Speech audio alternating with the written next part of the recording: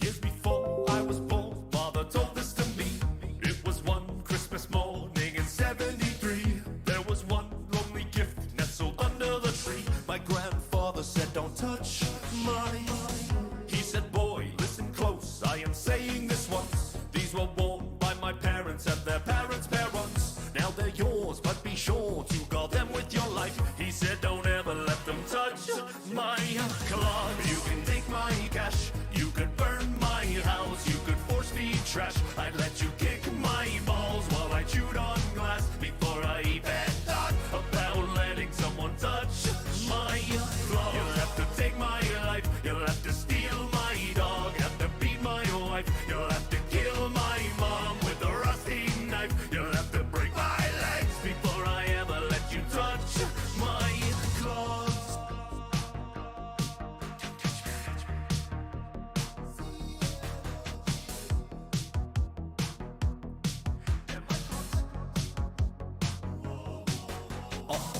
Father said, "You're my son, so I'll tell you the truth.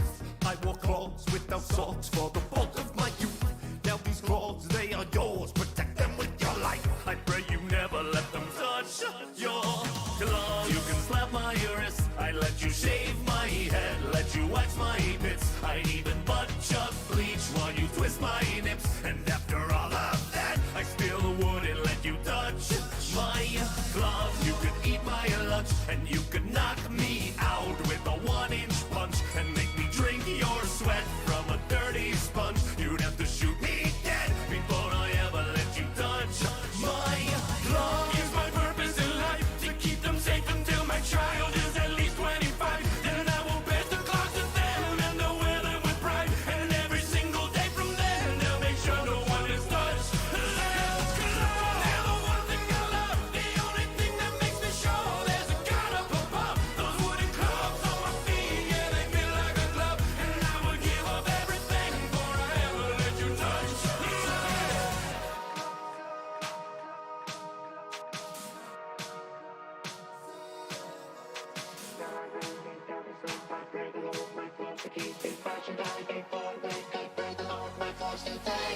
You can take my cash, you could force feed trash. I'd let you kick my balls while I chewed on glass before I even thought about letting someone touch my cloth. You'll have to take my life, you'll have to steal my dog, have to beat my wife, you'll have to kill my mom with a rusty knife. You'll have to break my legs before I ever let you touch my.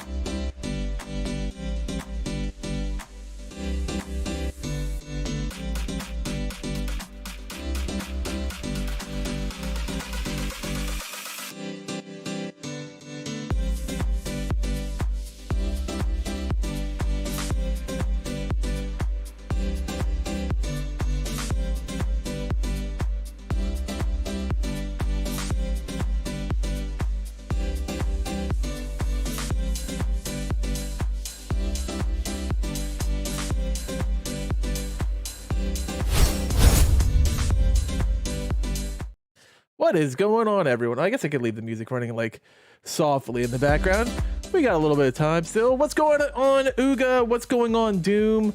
How's everyone doing tonight? Hopefully having a good Monday night. Just getting things set up on screens. This one takes a little bit of extra time getting things, but I thought, you know what? I might as well say hello to everyone. Hola, Vegeta. Let me get this up. Yeah, drop that WWE one. You want to definitely...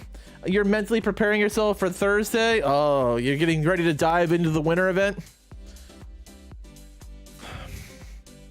I mean, that is what the winter event is for.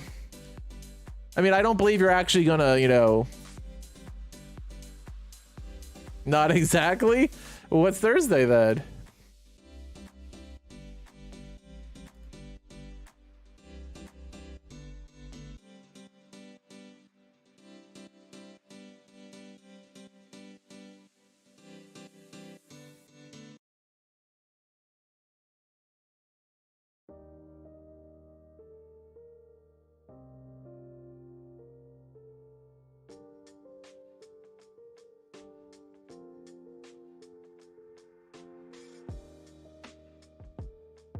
I'm gonna get a P100. No, you're not. But I don't believe that at all.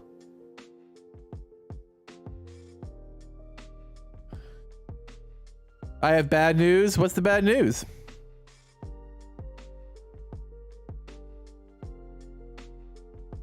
Yeet! What beeth the bad news?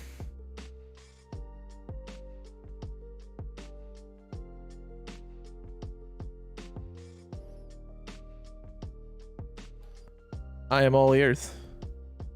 Jurassic Park.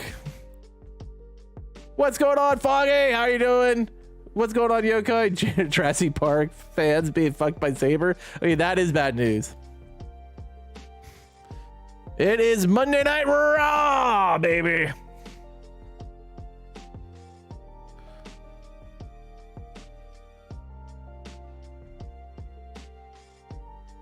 CM Punk's gonna decide tonight what brand he is sticking with. Let's be honest, we all know it's gonna be we all know it's gonna be Raw. Dude, the glider's sweet for traversal now in the desert. Nice. I gotta finish mine. I was working on getting there last night, but I didn't have any time. I'm seeing so many people excited for the game, but not knowing it's Saber is gonna be a shit show. Yeah, you beat Fortnite. How did you beat Fortnite? How does one defeat the Fortnite, Panzer? I am generally curious.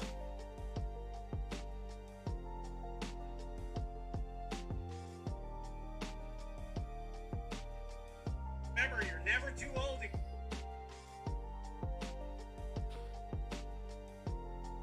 There's 4 fungs? What are you talking about? Are you playing Dead by Daylight?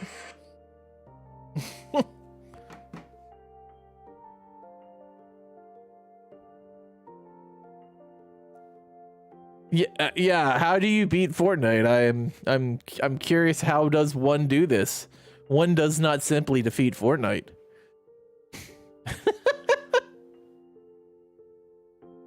All the screens, looking everywhere.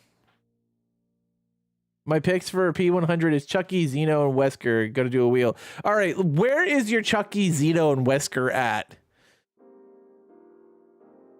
Like, what is their current prestige level?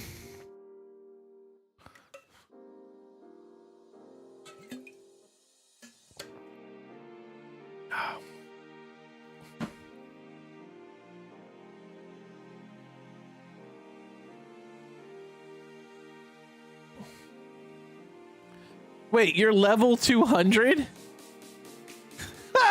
What? Did you buy levels or did you actually just play through that? Oh, did you glitch Lego?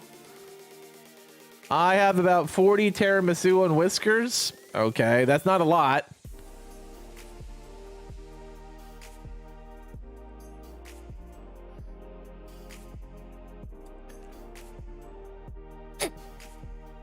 You got a P6 Zarina? That sounds like a waste.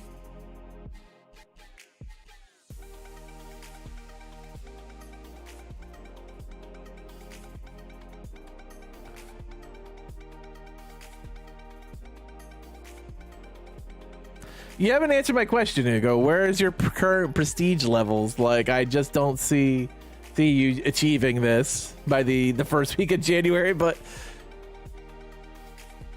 congratulations, Panzer, on your victory. I am not that high. I'm like near 40.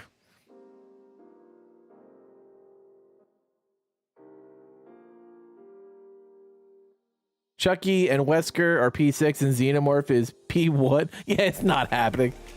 You just played Guitar Hero? You got that much XP playing Guitar Hero? Good gravy. You got PETA today? Have you heard about the bird? Bird.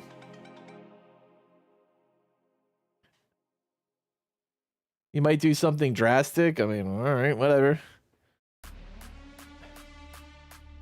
I mean, I just don't believe it.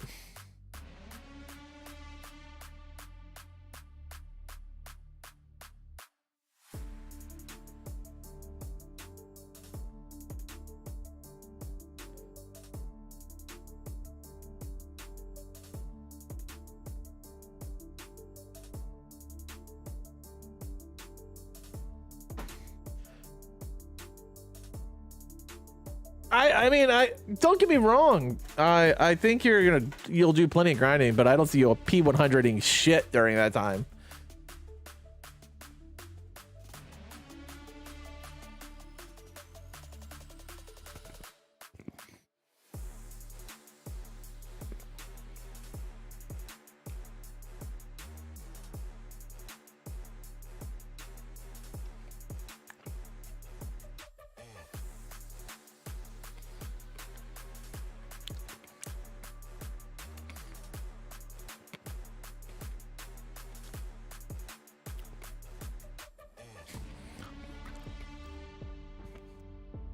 Good luck.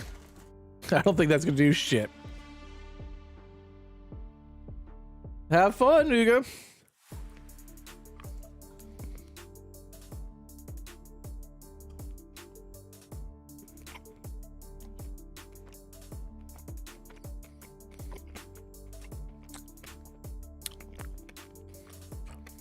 Are you solo queuing, Yokai?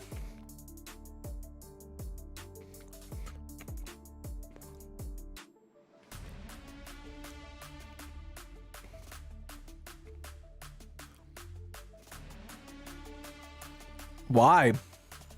That sounds terrible.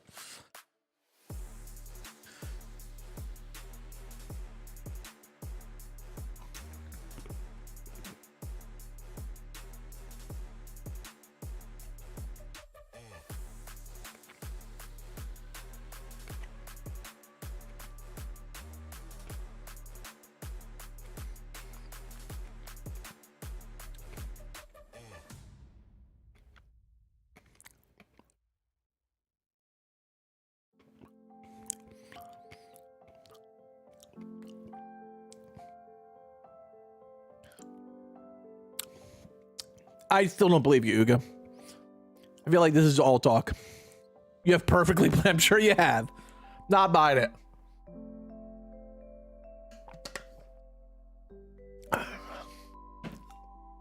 I give it like a 0% chance.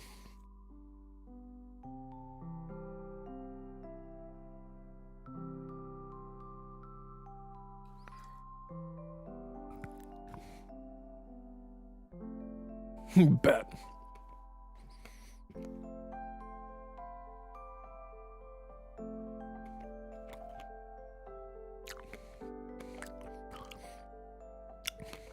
All right, let's go double or nothing.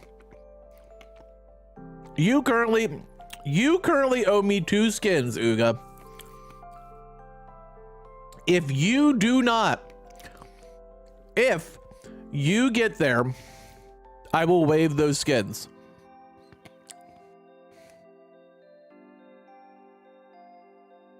If you lose, you will owe me 4.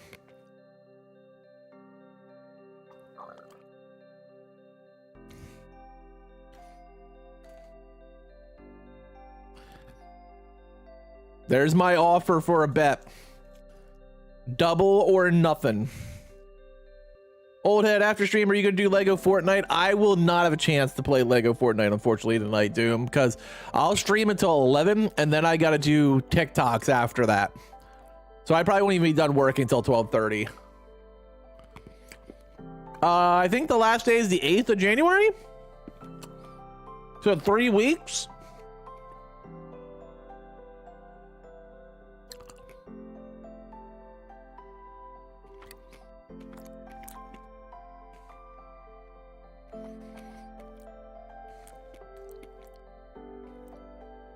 Really? I hope so, because then I can send my cell to Vegeta.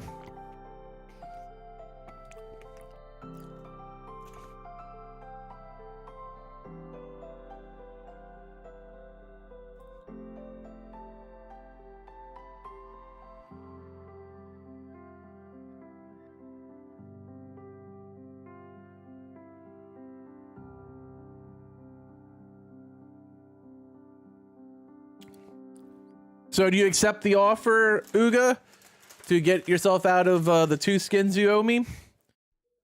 You also have more bad news. Oh no, Panzer just bringing out all the bad news. Yes, Vegeta, you will get your Christmas present tomorrow if that is correct.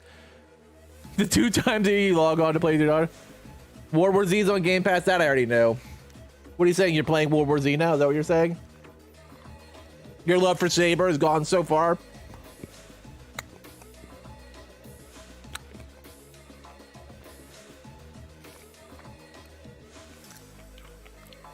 You'll still gift me a turtle? No, because Saber.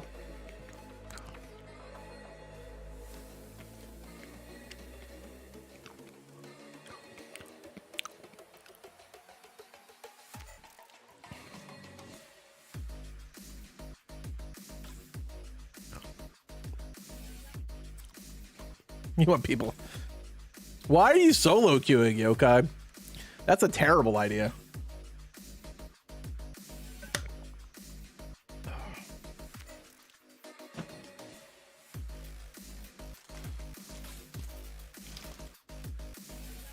Care to add a killer to the P100? Well, no, I mean, fine. If you want to do Chucky, Xeno, and yeah, wait, it was Chucky, Xeno, and Whiskers. That's fine.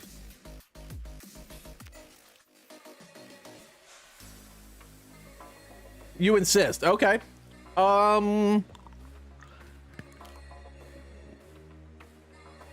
Larry.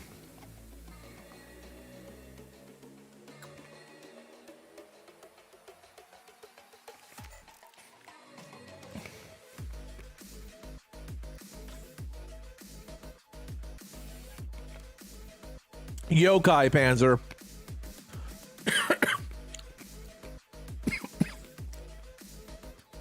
%100% yokai.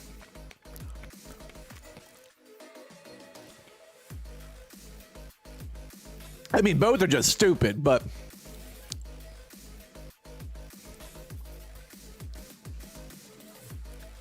Larry the Cable Guy, yes. That is who.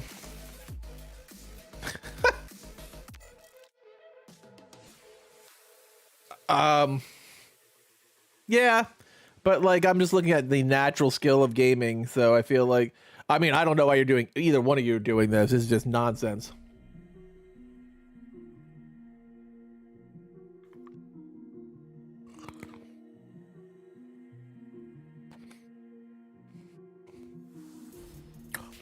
I'm just solo queuing on this bag of Hershey Kisses, and I'm winning.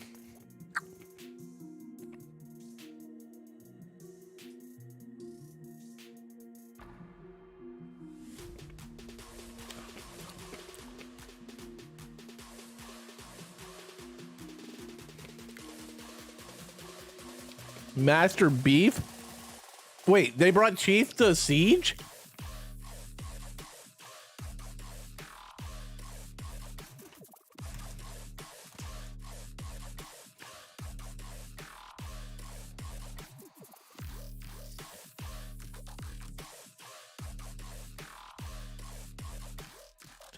Then yours absolutely makes more sense. It was already making more sense anyway, but yeah. I never knew Chief was in Siege. Is he like Battle Pass or rank rewards?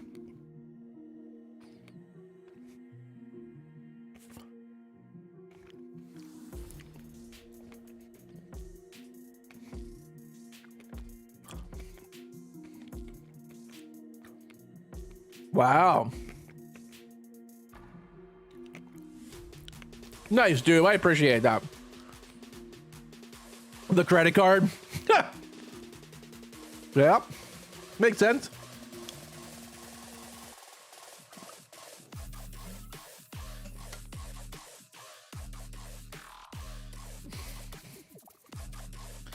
I mean, I use a credit card from time to time when I need something, but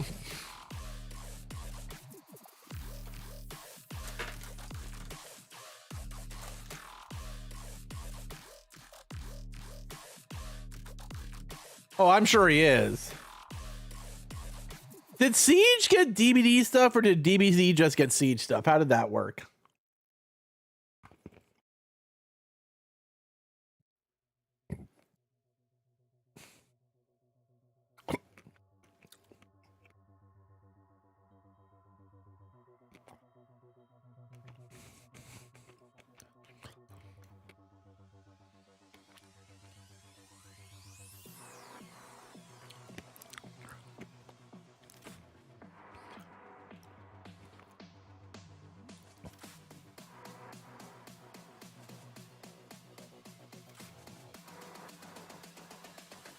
I thought it went both ways. Okay.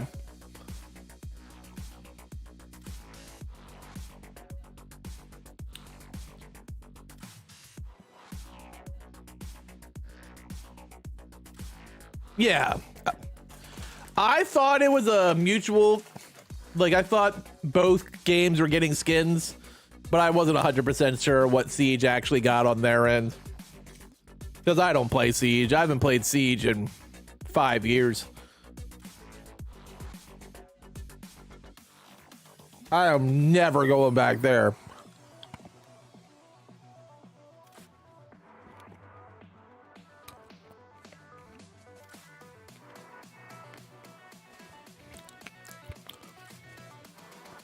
Honestly, I still can't imagine Yokai in solo queue.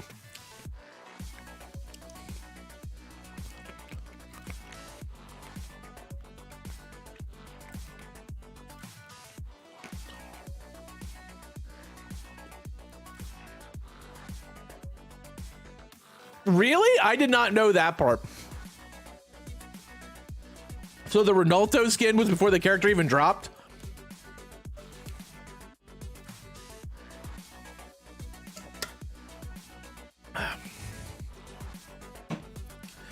That I didn't know.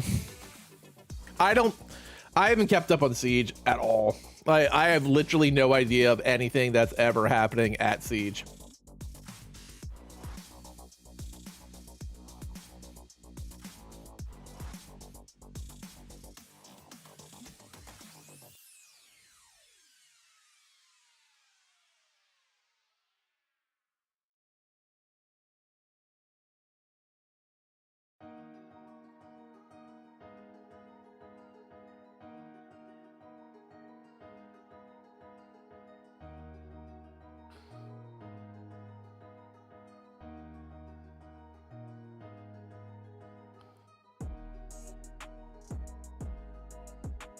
You landed on Whiskers? Nice. Meow.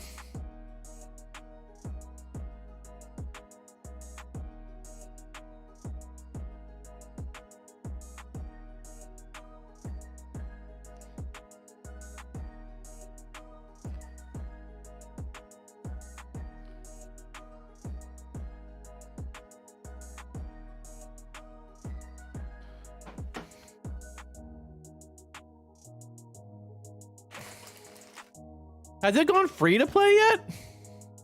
Because it was always badly priced.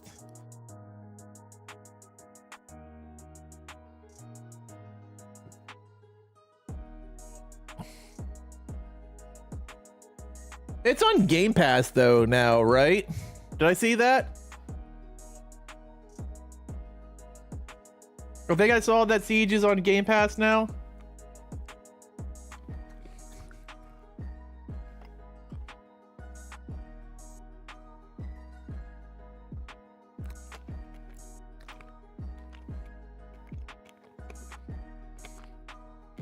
Nice, Yokai. Good job.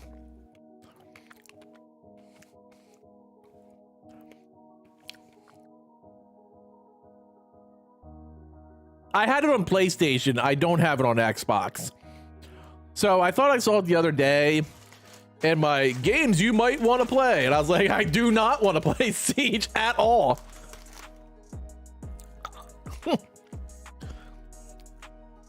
You are completely wrong, Xbox. I have literally no interest in ever playing Siege.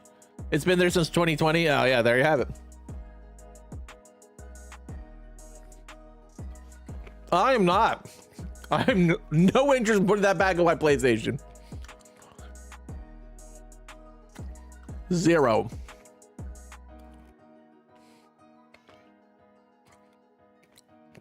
I have more interest in playing Evil Dead the game.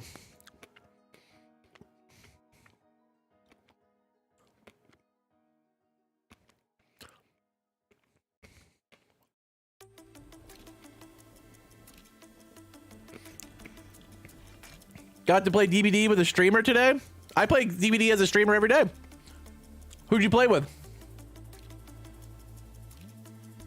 What is cross progression? I've never heard of such a thing. I have more interest in playing the Skull Merchant. You know, nope. Maybe. What do you mean you have no idea? I played with D's. Oh, I love D's nuts. Heyo, on your chin, Panzer.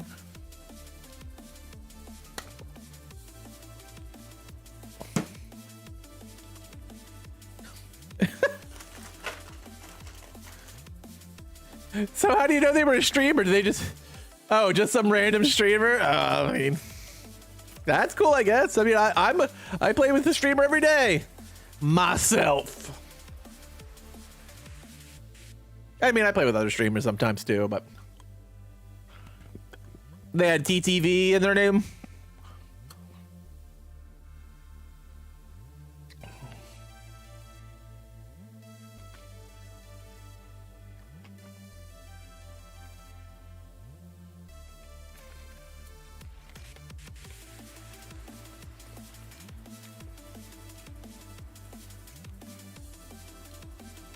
I mean, my stream name's in there.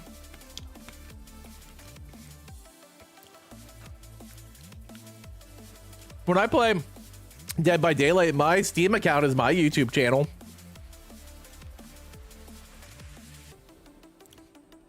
Yeah, it's Old Head Gaming YouTube. Hey, sometimes it's free follows, free subs, free views. And also, it's a really nice way for me, it's a nice way for console players to come in and say, you know, GG's or whatever, because I can't talk to them in endgame chat. So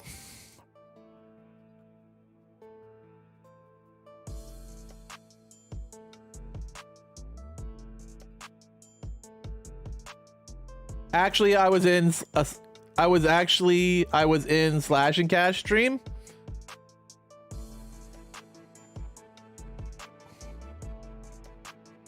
We went into P91 Billy with the skill of good grief. You were playing with Slash and Cats? Nice. Riley's awesome. I like Riley.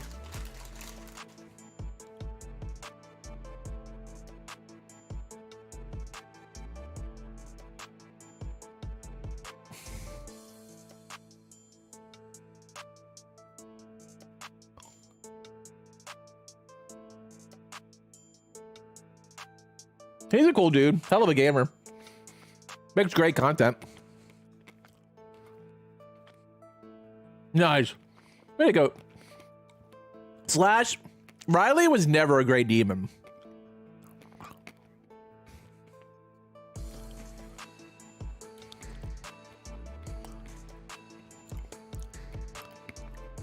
He plays a mean Bubba, though. I'll give him that.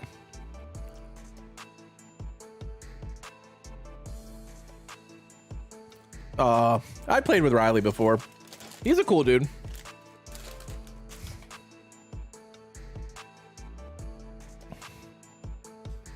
He's a hell of a Bubba. I'll give him that.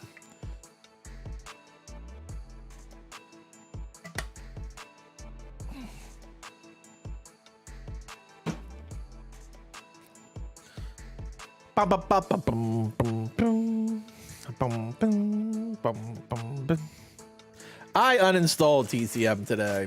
I've just finally given up. I didn't do a video on the new update. I've called it. No, I've uninstalled it. No mas. Evil Dead the game.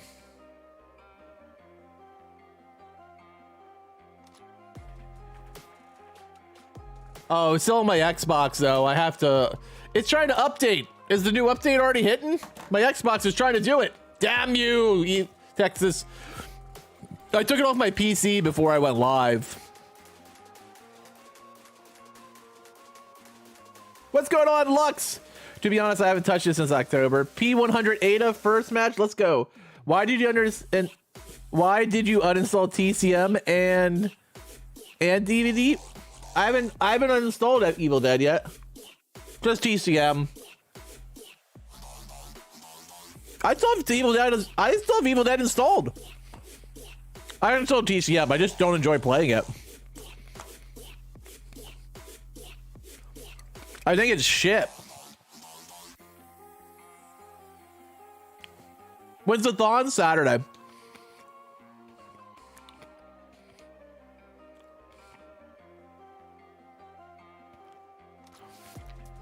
I think, personally, in just my opinion, Texas Chainsaw Massacre is the worst ASM since VHS.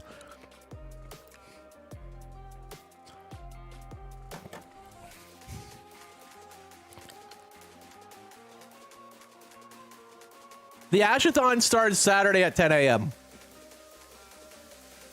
It's starting off with Evil Dead the game.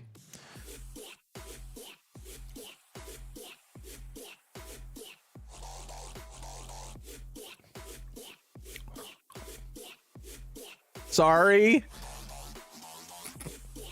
I mean, I'm on Xbox. I could have got the game for free anyway.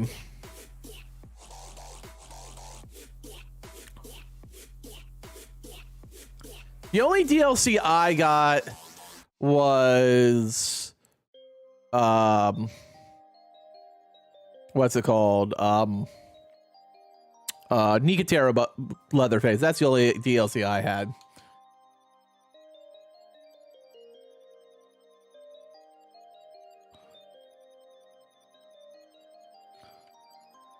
I was wondering is the Guitar Hero game mode on Fortnite streamer friendly?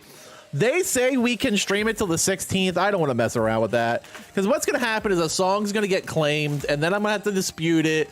Then I have to submit my Epic stream. I have to submit my Epic partnership paperwork. I already had to do that 3 times so far for the Eminem event. It's been a pain in the ass every time, so I do not want to deal with that. I'm not playing that mode on stream. It's just a pain. I just know the pain in the dick it's going to be. And I just have like 0 interest in fucking doing that. I just got hit with another Eminem song this morning. Be somebody, Doom. That's awesome. We could use some extra love over the Desert Village. Anyone move in there yet?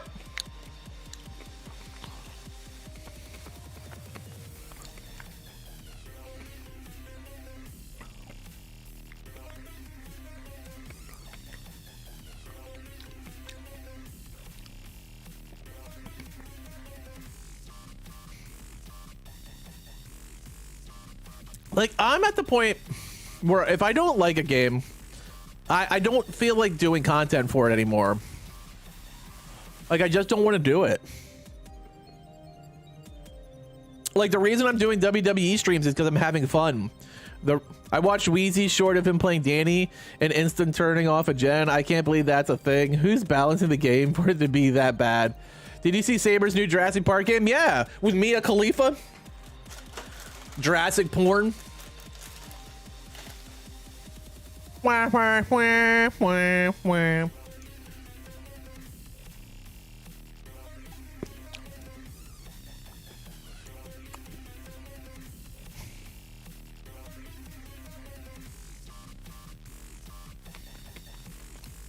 They just nerfed him today. Wheezy's doing awesome with that game. He's blowing the fuck up. I'm happy for him. I can't do it. Every second I do content or I do playtime on TCM, I'm just miserable. You can't up, it won't let you upgrade, or are we missing something?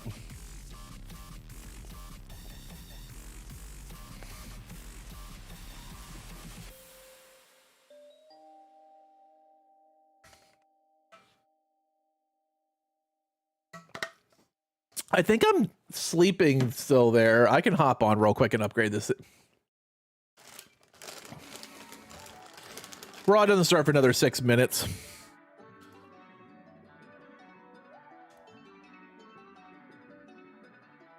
I'm not going to buy a Saber title. I've seen others. I am going to buy Jurassic Park from Saber. Yeah, we have a joint Lego world. It won't let you. Okay, that's fine. I'll hop on. Show you the crib.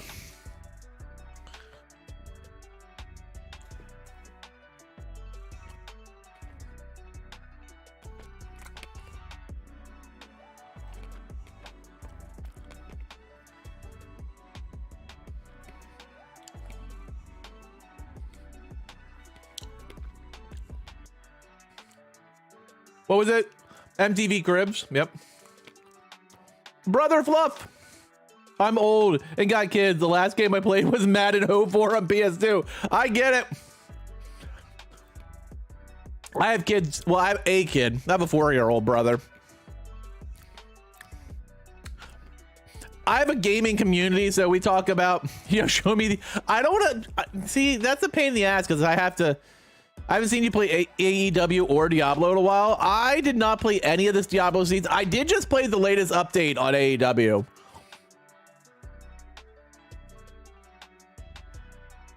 Oh no, I'm at the other village. All right, I'll run over. I'm coming. I'm at our big village.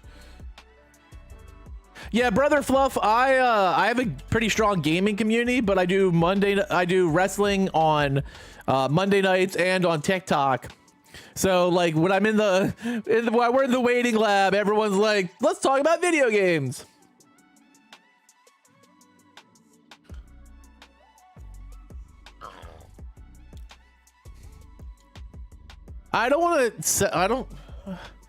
Getting my stuff all set up for a game with the way the setup is right now will be a pain in the ass. Like I said, I did play the latest update of AEW. The game was fun, but it got old really quick. Okay, I'm almost there. Would Saber have handled TCM better or worse? Well, it depends on what you want to say. Like, the game would have probably been just as imbalanced because Saber wasn't very good at balance, but it would have looked a lot better and it would have played a lot smoother. But then they would have just dropped it. So, like, I guess there's hopes for the TCM player base that that Texas Chainsaw could go on with Gun. I honestly don't think that's going to happen. Their Steam numbers are bad. Their Twitch numbers are bad. I don't know how much they're selling of their DLC. Like, it could go either way.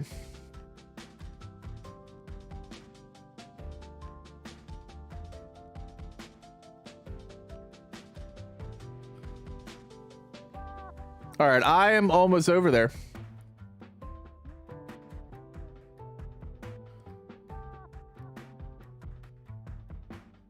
I don't think it's going to. Oh, hey, dude.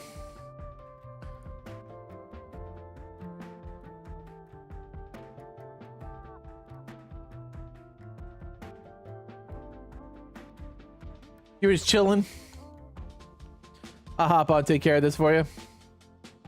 What does Knotwood look like? It's the stuff growing in caves.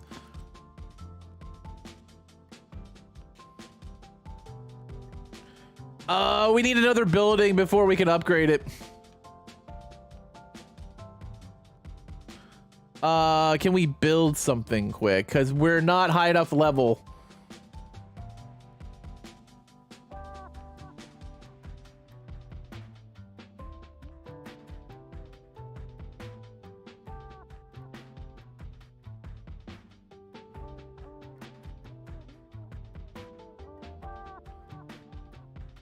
There we go. I built a grill. Oh, now I need more granite. I needed the grill for the granite to upgrade. Now we need granite. I need 24 granite. Let me, if you don't mind farming that, Doom, let me know. Oh, we already built a grill. We're good. I mean, you can keep building your whatever. We just need some granite. Do you have granite on you by chance? I gotta turn on raw. Turn off the music. Turn on the raw. All right, we'll move everything over on this screen. Oh my gosh. We'll put this up in the channel. Sorry, guys. It always takes a few seconds.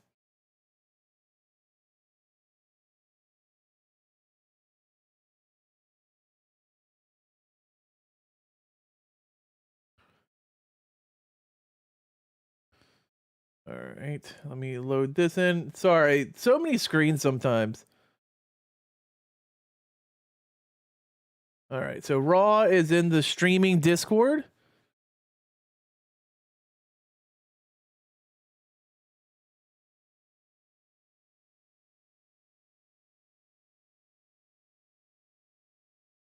So we should be good now. I think everything is where it needs to be.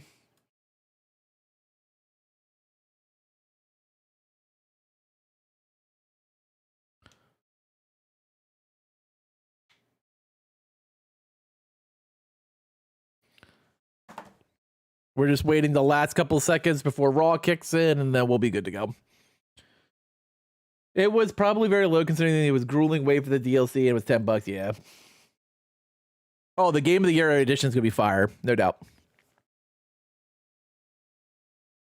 The last couple of seconds of USA. All right.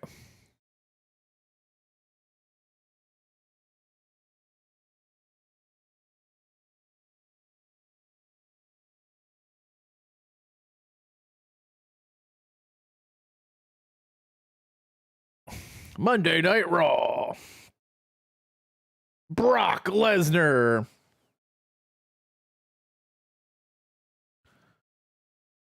All right, cool.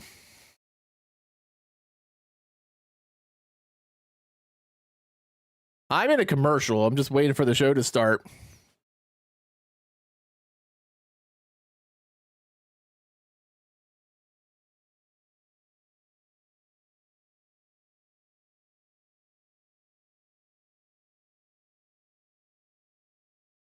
Brock Williams. Oh, Brock.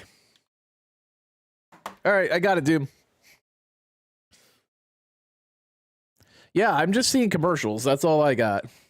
I wouldn't mind Brock showing up tonight. I mean, I think it's a little early. Like, that'd be fun.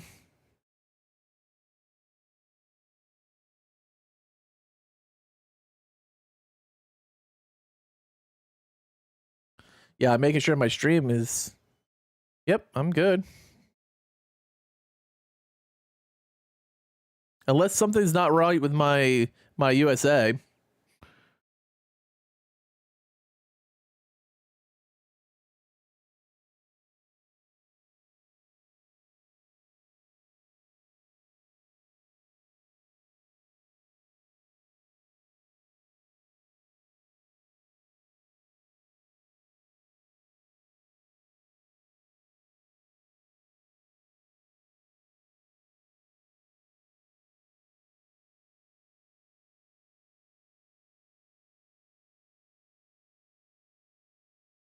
I got a Pantene commercial. Exciting. Cody, man, are you going to play Phasmo Christmas on stream? Yeah, I'm going to do it tomorrow, Jack.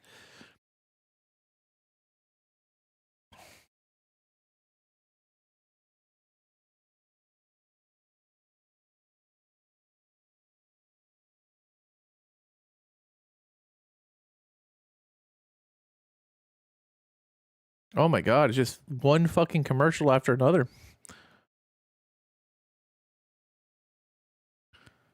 And now it's Meg the Stallion. With Pegasus breathing fire. All right.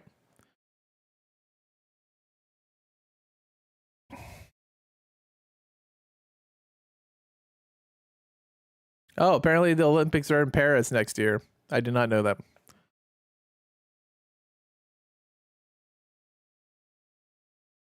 What is going on? Come on, where's my Monday Night Raw?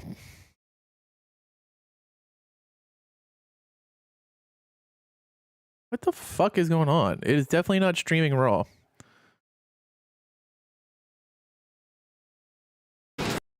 There we go. What the fuck?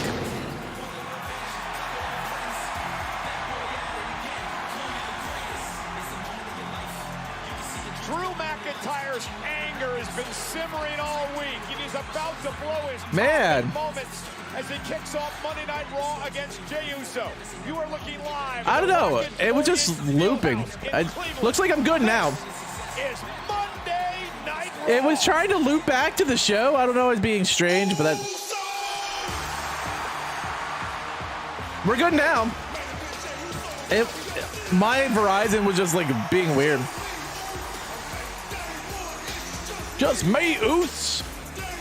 I'd love Brock to come back. I think he comes back for the Rumble, but I don't see him coming back much before that. I'm not surprised though that Jay and Drew are opening up is kind of what I predicted. What I did in my preview.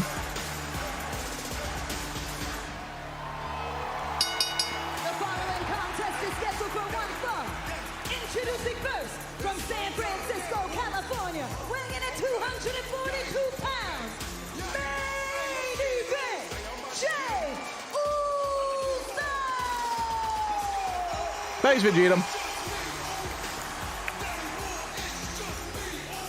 Ladies and gentlemen, we are moments away from Jey Uso versus Drew McIntyre, but what a night tonight. First he The best of the world. Saturday NXT deadline tonight. CM Punk is back. He's not going to NXT. Stop it. Free agents in history. Stop it, Matthew Cole. Where's Punk going to end up live tonight?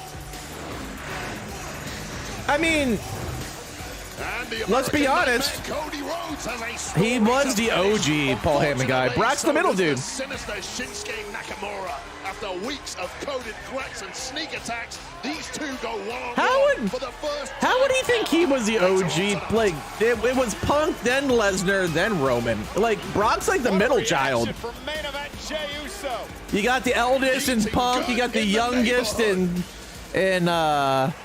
Roman, and then you got like the middle child, Brock Lesnar. No one cares about the middle child, let's be honest. Ruthless aggression. Welcome to Monday Night Raw. Yeet.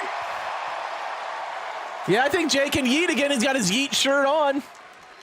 I got Yeet back. I'm excited about that one. I'm sure you are. That's a lot of money. I'm also excited about CM Punk being in the building. Tonight he decides if you want to sign with Raw or not. But if y'all want CM Punk to sign with Raw, let me hear you say, Yeet. Hey, we'll gain a real one if you do. But last week, we lost a real one too. Yeah, my dog Sami Zayn. Get well, Loose. Yeet.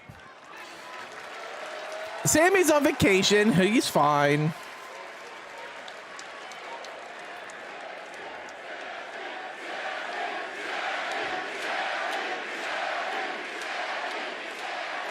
By the hands of Drew McIntyre, though. He came after Sammy. He came after me and Seth after a hell of a main event last week. I'm glad that Jay's the point where he's opening Raw. I feel like they're going straight into his match. Uh-oh. is actually so thanks, different. Goki. So to me, that's two-face. But tonight, it's face-to-face with the Yeet Master main event, Jey Uso. Yeet Master. Me and Drew McIntyre about to stand on business tonight. And tonight, he about to get got. Here's Lee. Uh-oh, here comes Drew.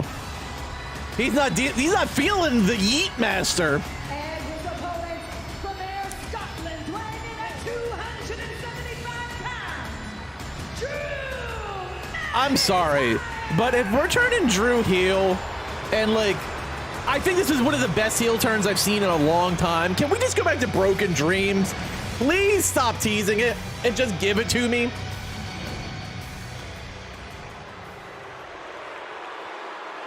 Yeah, I do, but like, I mean, technically, like, Undertaker's the OG Paul Heyman guy, but of the arse kissing Jay, don't you think that locker room is in enough state with you in it? oh, Adam Pearce, please hear me right now and trust me. Let him go. Nick Aldis, you can have him on SmackDown, because trust me, we do not want CM Punk in that locker room. He will destroy this place from the inside out. like, I love the I'm sorry, you villain, actually but know him. real. You know him personally? I'm one of the few people that traveled the world with him. I know what he's actually like, so I know how this story ends, but it's not about him, it's about you, Jay. Look at me. I love this heel turn. Like, I've never liked Drew as a face, ever. But I am digging, like, down-to-earth, bitter about the real-life thing, Drew. He made it personal, but Sami Zayn, you might actually have a point there. So, Sami, I want to talk to you. I know you're at home right now, and maybe I had a little to do with why you're at home right now. A little to do with it. You did run your mouth a lot, and you did cross the line when you talked about my family. And to be fair to me, I did leave you with one good leg. But I'm sorry. That's a You realistic. see that, Jay? That's called Look, a that's freaking growth. apology. That's how it's done. It's not perfect, but you're incapable of one when it comes to Drew McIntyre. You want to keep booing me like I'm wrong? I'm loving this, Drew. I really am. No. I ain't wrong here. I ain't wrong here. Let's do a little social He's not experiment. wrong. Cleveland, imagine if you can, somebody hurt a family member of yours, hurt you, your mom, your dad, your sister, your brother, your son, your daughter. They hurt them. Would you want revenge? Exactly. Imagine you never apologized. By show of hands, and be honest. Would you want to take revenge on them? This is Well, for a a good few of promo you, for Drew. The truth will set you free. You didn't have your hand up? No? What's your name? Austin. Get a shot of Austin. His family, he don't care about you. He's a freaking coward. Now, Jay. You think you just Fuck come you, out Austin. here, your fake arse apologies, say a stupid made-up word, do this crap, and everything's just forgiven? Hey, Drew, stop. It don't go like that, all right? Clearly, you can't dance. But if y'all want Drew McIntyre to catch this Yeet down, let me hear you say, Yeet! Not the Yeet down. Well, this is a scheduled match tonight to kick off. I still think Drew pulls this out. They are really building Drew, and I like what they're doing with it. And McIntyre trying to create some space, but Jey Uso knocks McIntyre. I like what they're doing with Drew. Like, this is the best character he's had in a long time. Let the man get started. It's not a cheap shot if the bell rings.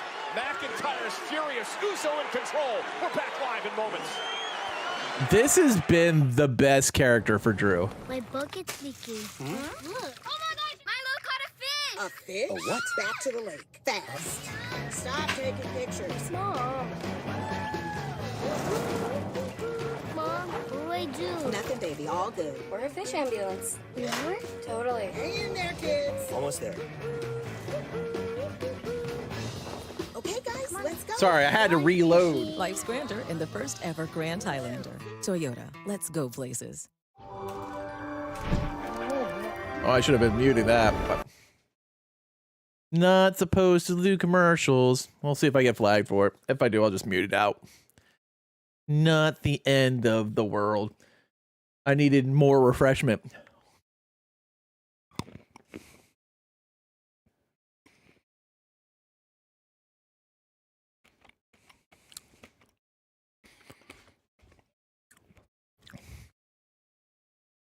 Are you still playing DBD, okay? Solo queue's a biatch.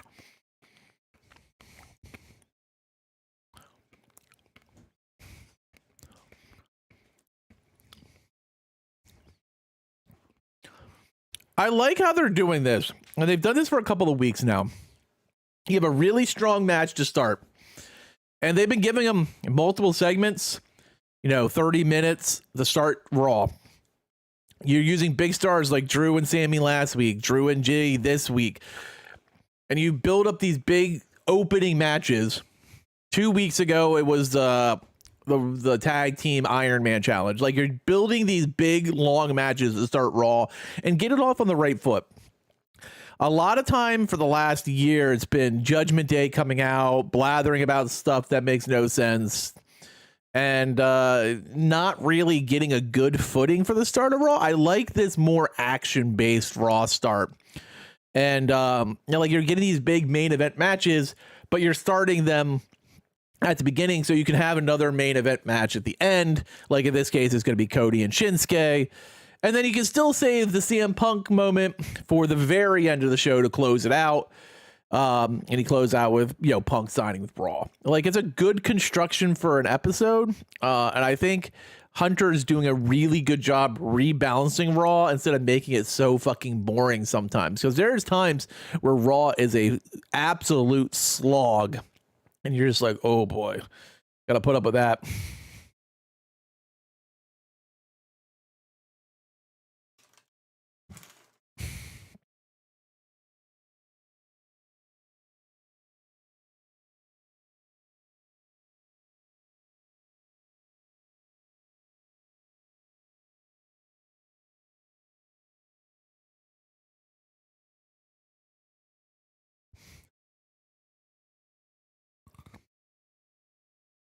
Barmageddon, who cares? We're live tonight in Cleveland, Ohio at the Rocket Mortgage Fieldhouse. McIntyre, Uso kicking us off here tonight on Monday Night Raw. It has been a very salty Drew McIntyre against Jey Uso one-on-one. This has just descended into a slugfest in the early goings. Such is the hatred and bile that exists between these two. Everyone's happy about the return of Yeet. McIntyre continues as he now looks to take out Jey Uso. Last week, he took out Sami Zayn. Sami Zayn now out of action indefinitely with a partially torn meniscus in his knee. Still being evaluated. Not sure how much time Sami will miss. But that's the hands of McIntyre last week. Hook of the leg, kick out by McIntyre. Sami will be back for the Rumble. Hats off to Drew McIntyre for showing He was granted time off by the WWE. He's earned it.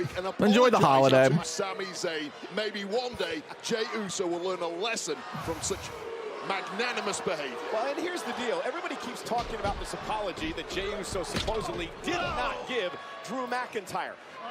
If you look at the history, and this is a fine line, Wade, but Jey Uso really doesn't have anything to apologize for.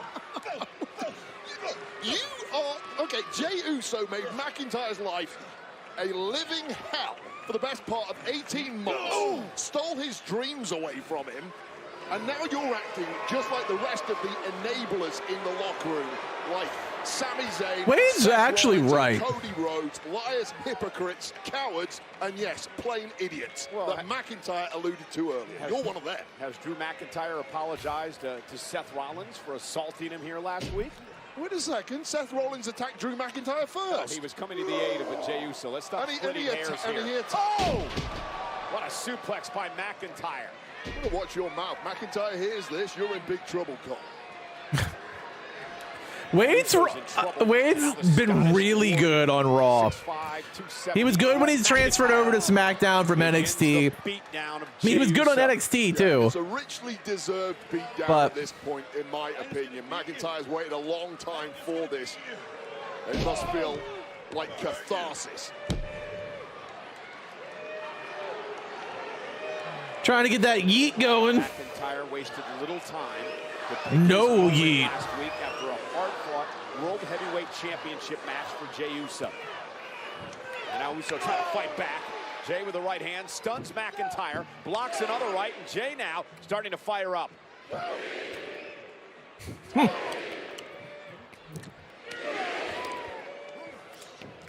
McIntyre with a reversal. Oh, and Uso runs into a back elbow. It's just that easy when you're 270 pounds of Scottish beef. Boom. I just feel like story-wise, it makes a lot of sense Uso in one move.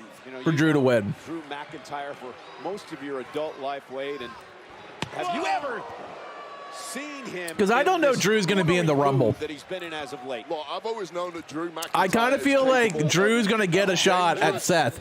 And I would be surprised if he does win. Evil things when set off, but for it to have been a sustained period of time like we've seen over the past couple of months, I did not know he was capable of this. Because I don't think Seth system. That's the problem. Well, again, and CM Punk need a title for that match. Like, it's going to be a big deal regardless. And now McIntyre slowly stalking, waiting for his moment. Drew went for the Claymore and landed right on the announce table. Oh. As Jey Uso moved out of harm's way. And now Jey looking to pick up the pace. McIntyre take it out. Jey Uso's got a chance. The clay whiff. Oh, swing and a miss.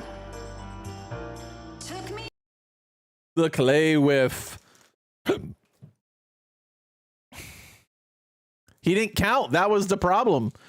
Apparently, Claymores only work if you count before it. He exposed its secret power.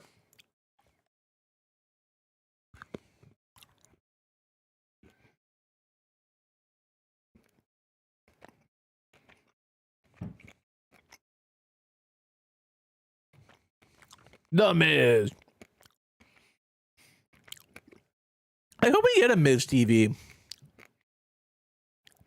I always like to listen to what the Miz has to say.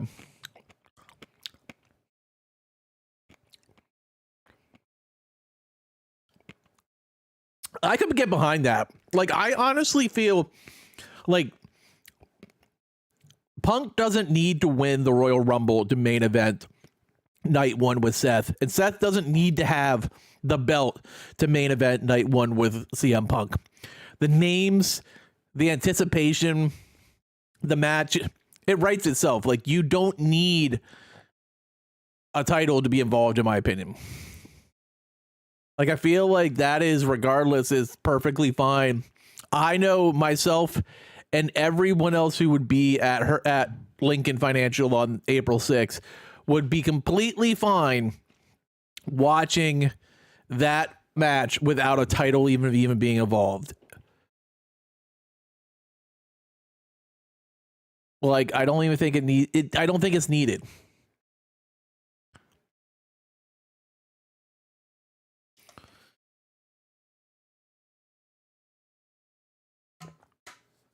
I don't really want Cody winning again.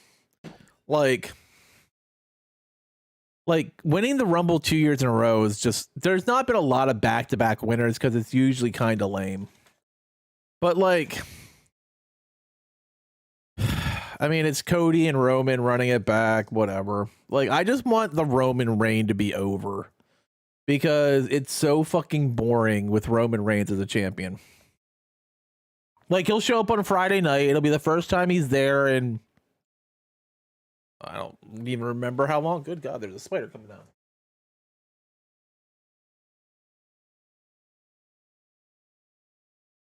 Gross. When you look up and see a spider falling down from your ceiling. Disgusting. Like, I'm so over Roman.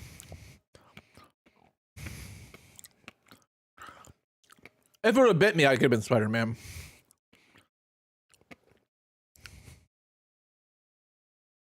I didn't want the superpowers.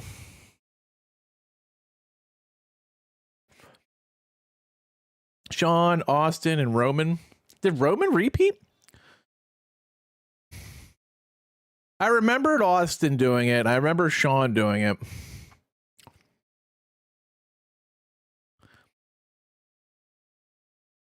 I didn't remember Roman repeating, but I could be completely wrong. Oh God, Nikita Lyons is back. Yay.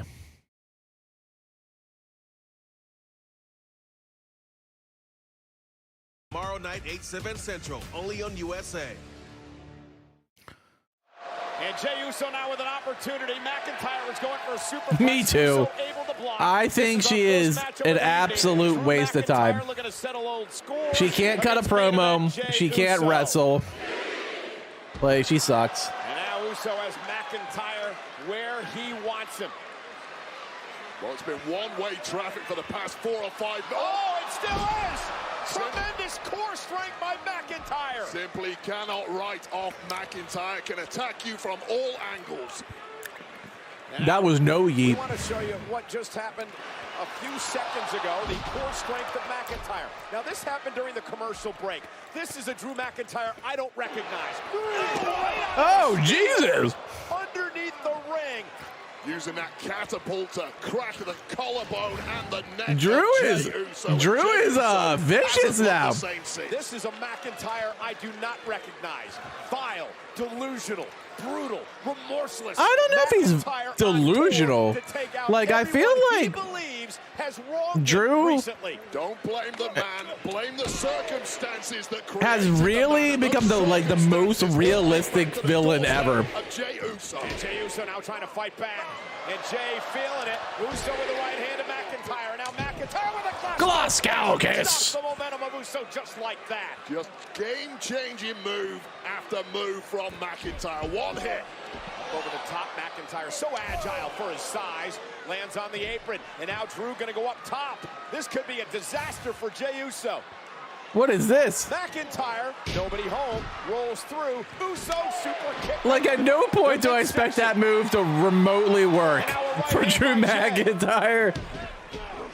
And Uso, Samoan drop. Cover for the win to knock off McIntyre. And if McIntyre lost there, how irate would the Scottish Warrior been? I dread to think what would have gone down, but this was the moment. McIntyre. No, see, and that's the thing I love about Hunter. He's building different types of villains. Like, Roman is like your arch villain. Like, that's what he is. Like, he's the big bad. Shinsuke is like an anime supervillain. Drew is that villain like Lex Luthor who thinks he's right, and he's a villain because of perspective. Like, I love all these different types of heels that Hunter is creating. And Jey with a full head of steam. McIntyre moves out of harm's way. And now McIntyre with a neck breaker.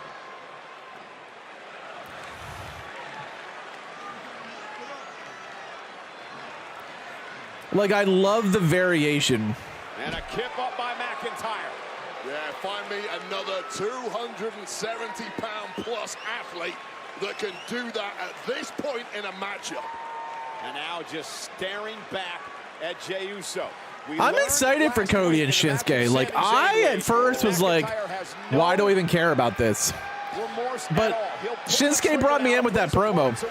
Which was a mistake he made the first time around against Rollins. Whip with a Claymore, runs into a super kick by Uso. And now Jey looking to rally.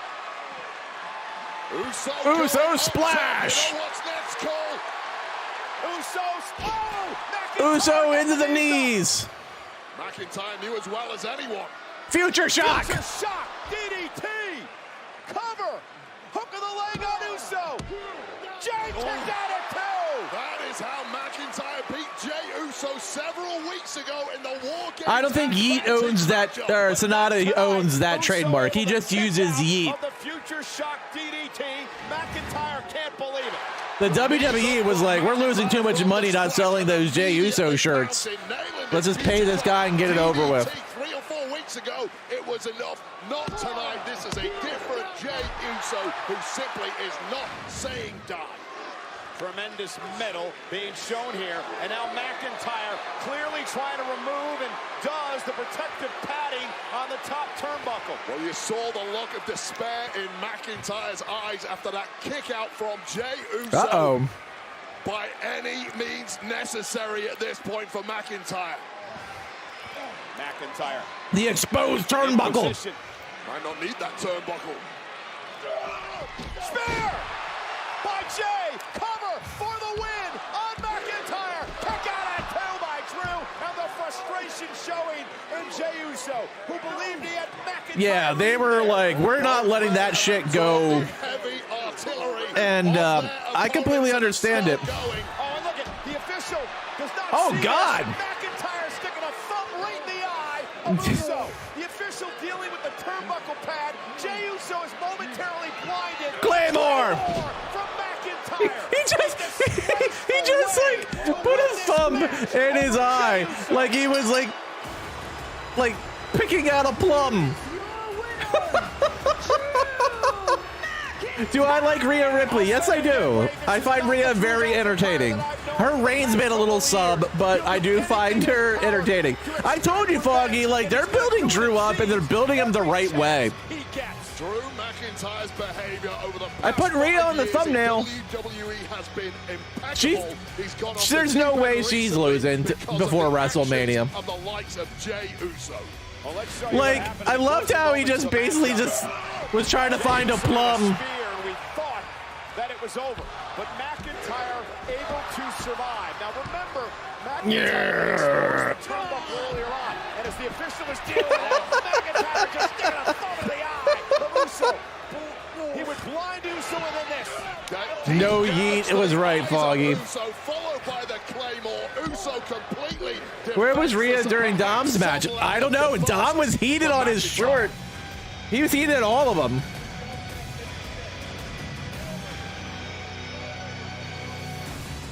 McIntyre demanding that a raise my hand. Zapata raise his hand in victory.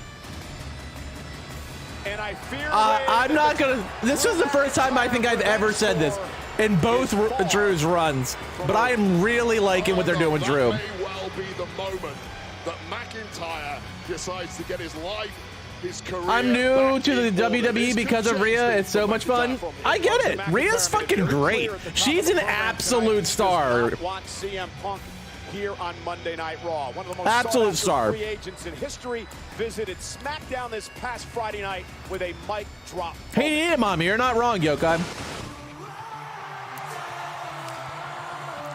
Listen to this place. This is insane. The question of the hour I'm getting. CM Punk, now that you're back in the WWE, where are you going to sign? Is CM Punk going to be on I'm ready for clobbering time. Raw or NXT? There's a few people, they don't like. Thank you, Foggy. I appreciate that. Follow the TikTok. So allow me to turn this up to 11. Who do you want me Spicy to Punk. talk about? I like where CM Punk's at right now. I could tell you. I don't think he has to be like super edgy Punk. Him and I are probably too much alike.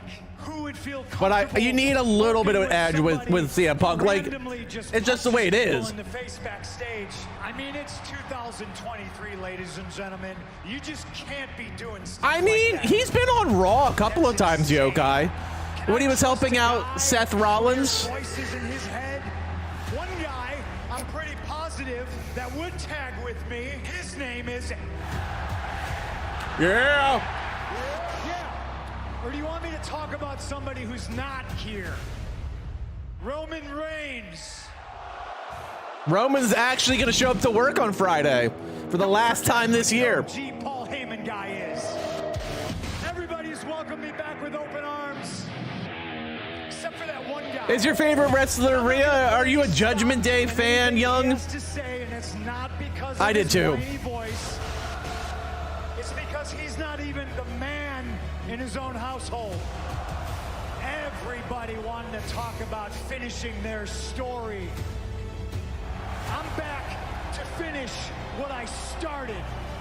We're gonna find out exactly where I signed and begin my journey. I mean, I'm not gonna lie, my favorite version of Punk has always been main eventing WrestleMania. It's always been Straight Edge Society. Like, that was my favorite version of CM Punk. But like, I can get behind this new mature Punk. Is simple. Where will CM Punk end up? Which brand will have exclusive The best of the world, baby. CM Punk's decision is live tonight. They're bold, inspiring. Bold, inspiring. Spend $70 on a replica belt. CM Punk goes to NXT, of course. So he's gonna go back and hang out with Shawn in his Bret Hart hoodie. I laughed my ass off. He could main event as an NXT guy, you know? He'd be the first one ever. First NXT superstar to main event WrestleMania. Sorry, Shawn, but it's not gonna happen.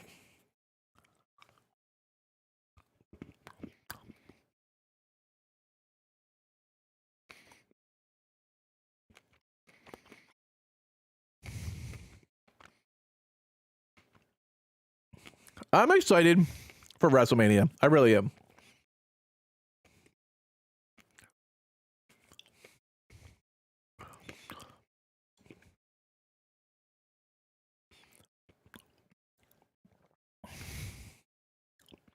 Can Drake beat Ilium? No.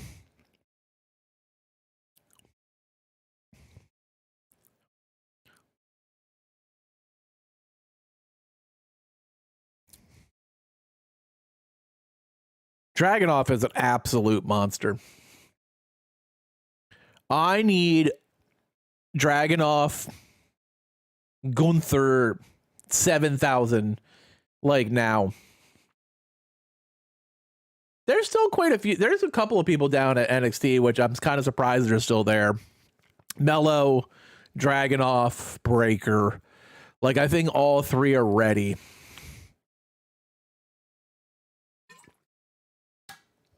I don't know what any of them are going to do anymore. Like, what's left for them? Tyler Bate, even. But like, what's left for them? Like, they've done it all. I think once we get heading into WrestleMania season and get through it and start heading into Backlash, I think all three of them come up.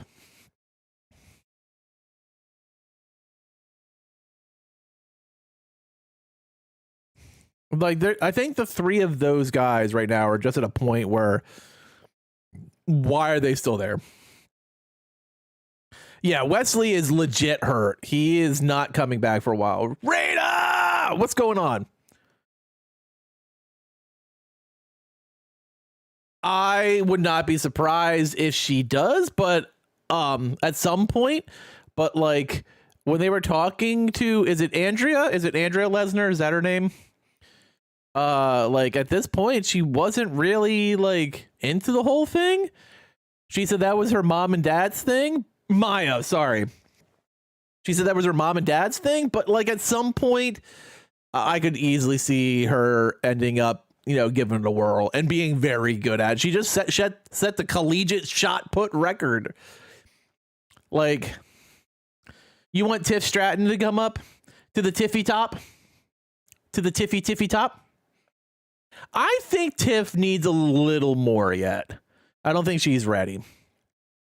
But I could absolutely see Brock and Sable's kid coming to pro wrestling. I mean, she's got a pedigree. But boy, does she take after her dad. Shinsuke Nakamura says, why is everybody talking about Cody Rhodes finishing his story? Shin suffered the same fate 5 years ago, and no one cared about him. Tonight, Nakamura, Cody Rhodes go. You want Kaiser and Tiff togetger? Had this I can see that. American Nightmare. Ludwig Kaiser faced, or how does that work? Because like she's not going to join she's not gonna join like Imperium, so they would need like some sort of angle for that. Oh yeah, this was these promos that Shinsuke's been doing for about 6 months now are just fantastic. Long time, what's going on, hero? Oh, it's going great.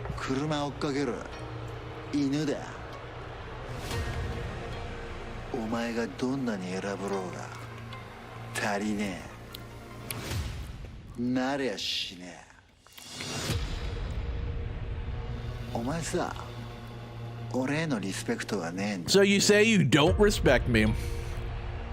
That is your weakness. Jeez. Thank you.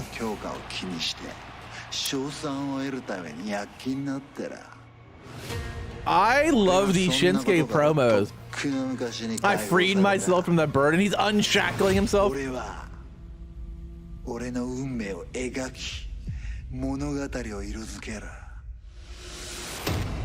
can see that. That's a good angle. Thanks. But now I will bring your story to an end. This is so, these are so good. Oh no, Shinsuke's powered up. He's gone Super Saiyan. Look out, Cody. You just finished Blue Eyed Samurai. I've heard it's very good. I've not watched it. Later on tonight, on Monday, I've heard a lot of good things though. Shinsuke Nakamura says, Cody Rhodes, you asked for this. The American Nightmare, Cody Rhodes versus Shinsuke Nakamura. I am just, you're seeing the cracks with Imperium. They haven't been on in a couple of weeks. Give me some R-Truth. Clubhouse manager R-Truth. Hey, you two, listen up. Let me get this straight. Me and Rhea aren't here for 1 week, and thanks to you two clowns, the wheels are falling off around here. Well, the wheels are falling off. Don't you ever... Shut up, JD. Truth continues to break into our clubhouse. Yeah, lock the door, will you? Exactly. And JD, you and Dom, you guys lost against the Creed brothers. And I know it's a sensitive subject right now, Dom, so I'm really sorry, but my Latino Heat, he lost his NXT North American champion. Rhea! You know what, Sucio? Young's like, yeah. You losing that championship, that sucks. People not showing up to Raw, that sucks. Clearly, things haven't been going our way. They need a little dark truth. You and I, we're not going to take them lightly. We're going to handle business Judgment Day style. Noted. She's called him Latino Heat a lot, Yokai. Is a lot easier than being. I appreciate it. Thanks, hero. You know what, Rhea? I'm really sick. You take it easy. I'm not just talking to you. I'm talking to the family, and I'm sick of the disrespect. I appreciate it's it. time that we remind people that we run Raw. I'm not gonna let my division disrespect me.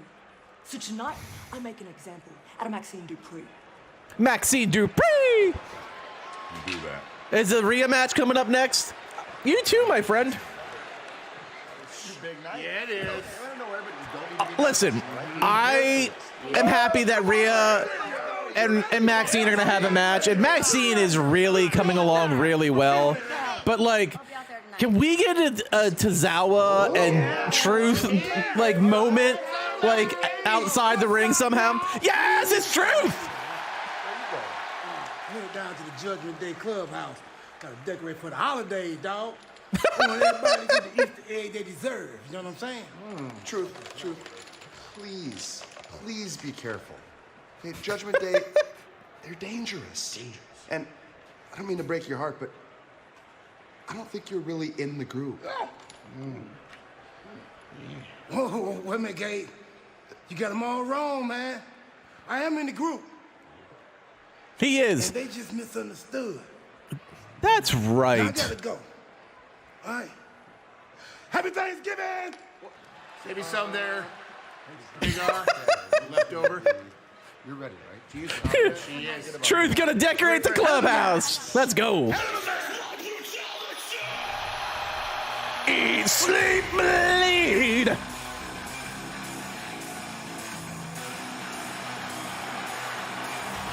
Yes, I do, Raider. The demons in your dreams. I eat, sleep, bleed. Rhea has one of the best entrances. So good. From entrance to lighting to backdrop to music. It's mwah. She is the Women's World Champion, Rhea Ripley. Rhea Ripley took offense when she found out that Maxine thought she was ready for bigger matches. It may be somewhere. What even happened? What happened to Tommaso? He is back with Gargano. They reunited as DIY. Snake. Do I think Cargill's champ? I do. I don't think it's in 24 though. I think she debuts at the Rumble. You're gonna go face to face and toe to toe with perhaps the most powerful. Is Ivy Nile gonna be in her corner? Today, the Eradicator, the women's champion, in action, live next.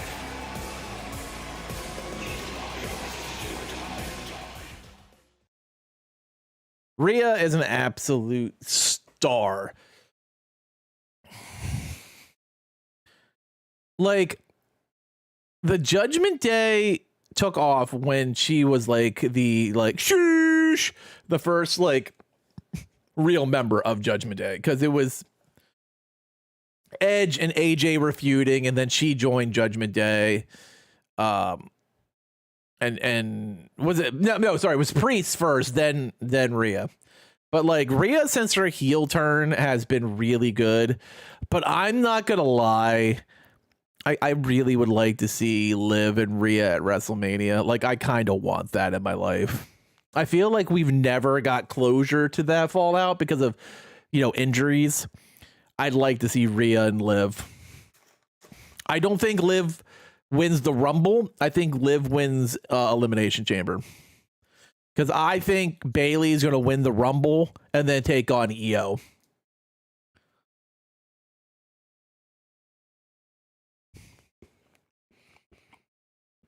Dirty Dom carries? I mean, Dirty Dom's a beast. I don't think they're ever turning Cody heel right now. Like,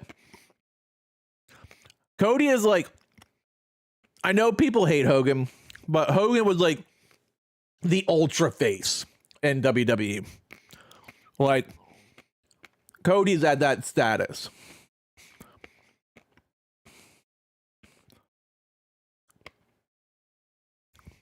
I don't see a heel Cody run in the WWE at all. Not that he's not had them. Like, he's had plenty of them in his first run with WWE. I just don't see one right now. Like, I feel like the American Nightmare is like ultra face.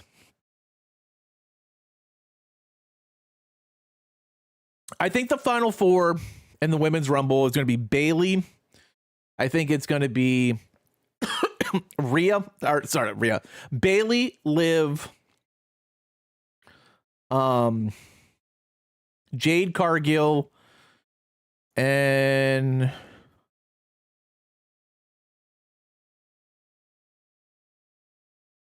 Becky Lynch. I think that'll be like the final four of the Royal Rumble. I think Liv wins the Rumble, goes right after Rhea. And then it's a good place to put Cargill because then you don't really have to bring her in any kind of feud. AJ Lee is not finishing Final Four. AJ Lee, I think, will be at the Royal Rumble, but I don't think I think she's in for a couple of rounds and then she's out.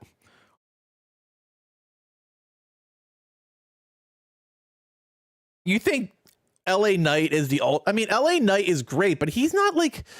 LA Knight has kind of found himself in the same category that The Rock and Stone Cold Randy is right now. Like that in-between position. Punk will probably be there. Like he's a face, but he's like that tweener face. Like when it comes to like ultra faces, like Cody is that guy. They're hoping that we don't see the mega baby face. Things could get really ugly tonight. This is a mismatch. Shush, please. And her opponent, Maxine Dupree.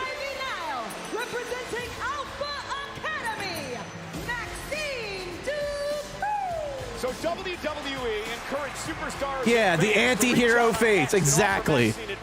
Like, when Randy is a face, that's what he is. Stone Cold, when he's a face. The Rock, when he's a face. Like, mega over, all of them. But, like, not a mega baby face. Like, that is who Cody is. Like, Cody is the baby faces of baby faces. Excited than for this match tonight. Yeah, well, let me pull up Coach Chad Gable on that one. He said a little earlier as he was giving a pep talk to Maxine Dupree, you don't need to be nervous. What planet is Chad Gable living on? And someone in Maxine Dupree who has literally had one singles match in her entire career. And 6 matches overall. Goes up against the most dominant, the Eradicator, dangerous version of Rhea Ripley, the women's world champion we have ever seen. This is a proverbial this could be a squash versus Goliath type matchup. Rhea Ripley said she is going to prove to the women's division that she's the boss, that she's in charge, and I'm not so sure how smart that was. The slap by Maxine, and Rhea Ripley not going to allow her to get out of harm's way. Well, I hope you this is going to be horrible. Maxine! A couple of clotheslines from the women's world champion. Maxine's inexperience gives her no insight to how little she truly knows. Oh, there was a little bit of a botch there. Ripley showing her power now. Maxine up top, hammering away, and sends Rhea into the corner. A bit unorthodox, but it worked, and Maxine with a big smile on her face. No, did not work at all. Look at the face of Rhea Ripley. Just making things worse. And Maxine driving. Maxine is coming a long way. She needs some time. At the offense she showed here. And now she realizes she just ticked off no, don't thank you. Maxine, though. Standing switch that time. No, Nia's actually seems to be like doing a good job. Lasted a lot longer than I thought she would. Credit to Maxine. She pulled out some interesting maneuvers there. Oh dear. Yeah, Rhea's done playing games. Riptide. Just muscling Squash match. The body of Maxine Dupree around wherever she feels like it. This is funny, huh? You think this is funny? Oh, she gonna clover leaf her? You ain't nothing. Come on, Rhea, come on. Finish it. You're nothing. She gave her the riptide and didn't pin her and just talk shit. Rhea could have pinned Maxine off the riptide. Here it comes. She's going to do more damage again. Remember what Rhea said. Remind everyone who she is. Prism trap locked in. Oh God, she's so low on her. She's bending Maxine like a pretzel. And will not let go.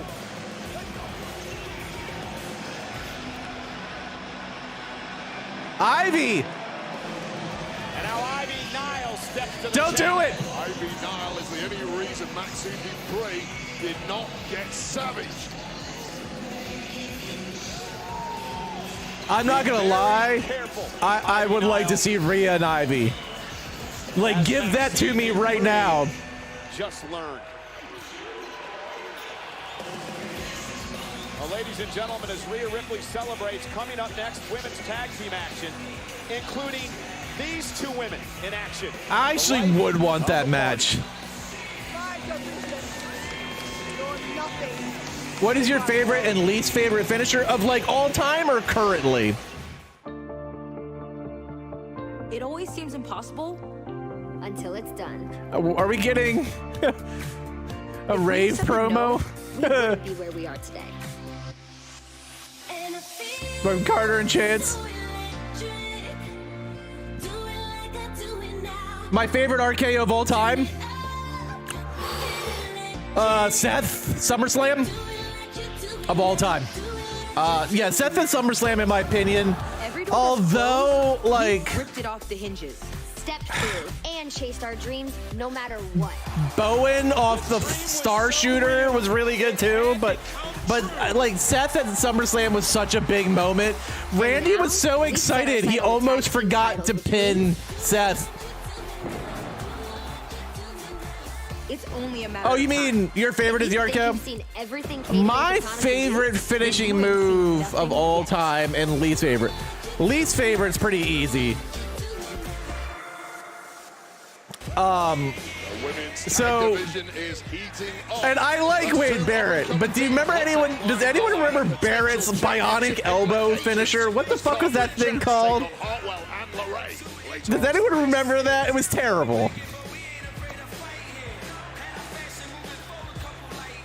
Wasteland, thank you. I could not, but yeah, the bionic forearm finisher that Wade Barrett ran, awful, just absolutely awful. Minutes away from one of the biggest decisions in WWE history. Which brand? You're gonna not like this, Yokai, but in my opinion, there is a better cutter. On this semester, I can give you 2. And it's my all-time favorite. There is a better cutter than the RKO. I love the RKO, but bag. DDP's diamond cutter was better.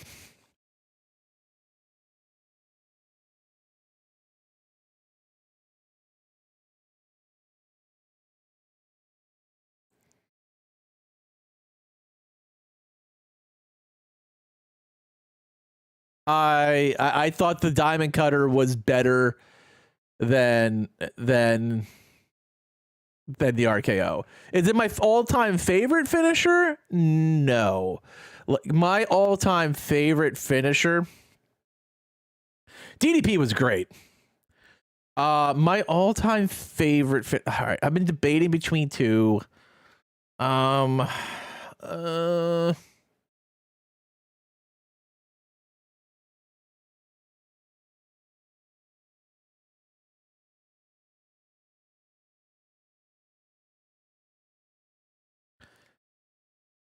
Give me a second. I'm weighing my choice. I have it down to 2.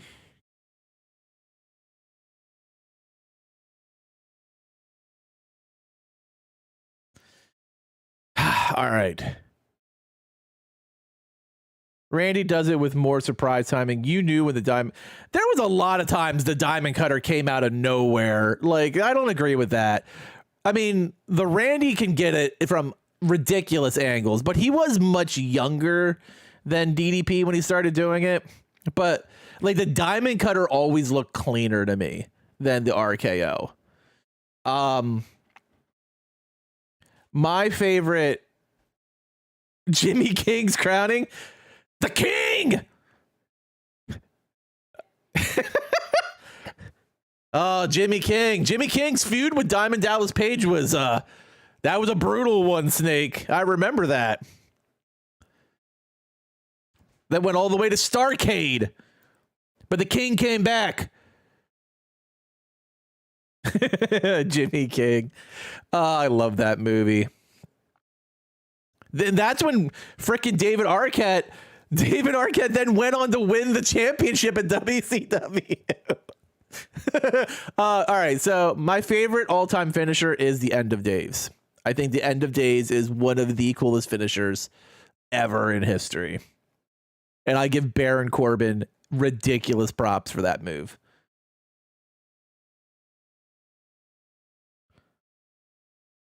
What would King do? Yeah, you get it tattooed like right here. My second favorite is the Twist of Fate.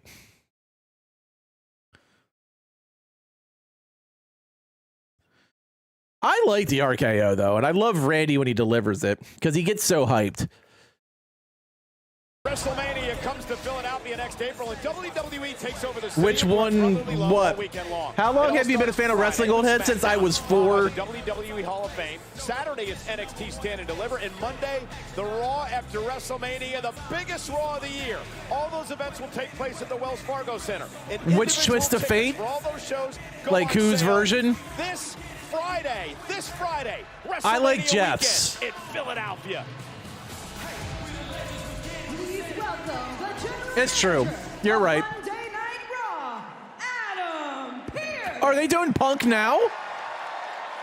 Ladies and gentlemen, the time for a sales pitch is over. I mean, you're right. Talking to Nick Aldis and going to NXT to talk to HBK. The man I'm about to bring out here may not need an introduction. Hit Colt! Hit it! But he needs to make a decision. And after 25 years of knowing him, I'm sure he's going to make the right one. Ladies and gentlemen, please welcome the It's man clobbering that calls time. himself the best in the world, C. Raven's DDT was so good.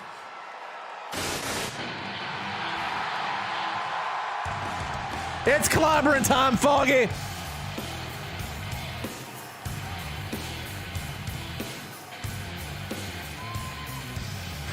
Look in my eyes. Raven's DDT was amazing. I saw that live so many times while he was in ECW. That's fair. And I respect you both for hating whomever you hate. I love me some CM Punk. I'm a CM Punk super fan. Like, I was willing to watch AEW to watch CM Punk for the first time in 7 years. I call it the personality. I didn't think we'd see Punk this early in the show.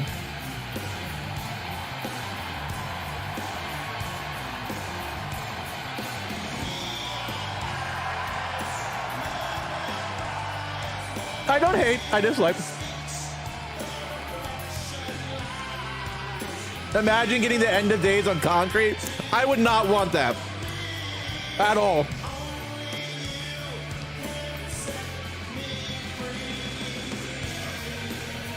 The end of days was protected for so long too.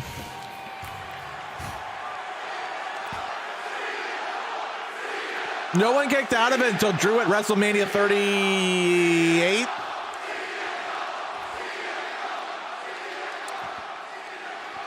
I think it was WrestleMania 38. I thought I was in a bit of a sullen mood, and then I come out here and I see all these signs, and I hear all Oh, these don't be people. sad. No sullen CM Punk. Be happy-go-lucky CM Punk. I would not want that Ultimate Truth Team. is, I have a huge decision to make. We, if I may, have a huge decision to make. And I've been thinking about it all week. And the reason I've been so consumed and worried about it is because I love you guys.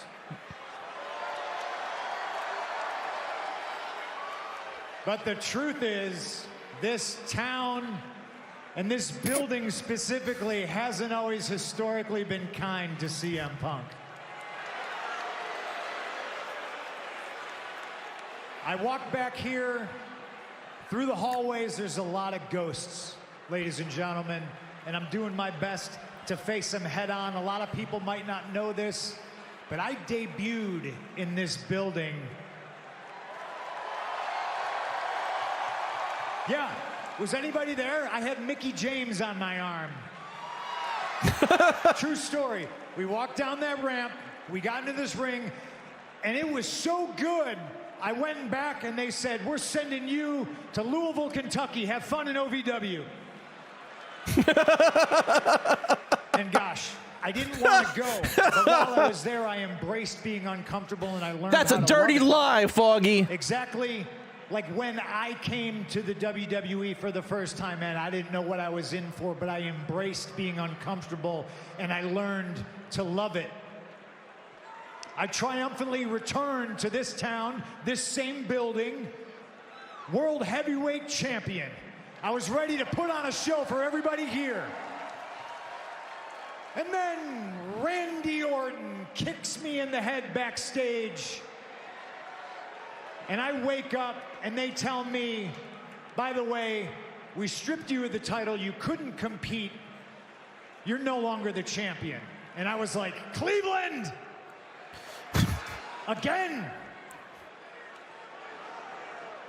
Was anybody here 10 years ago for the story that I'm about to tell?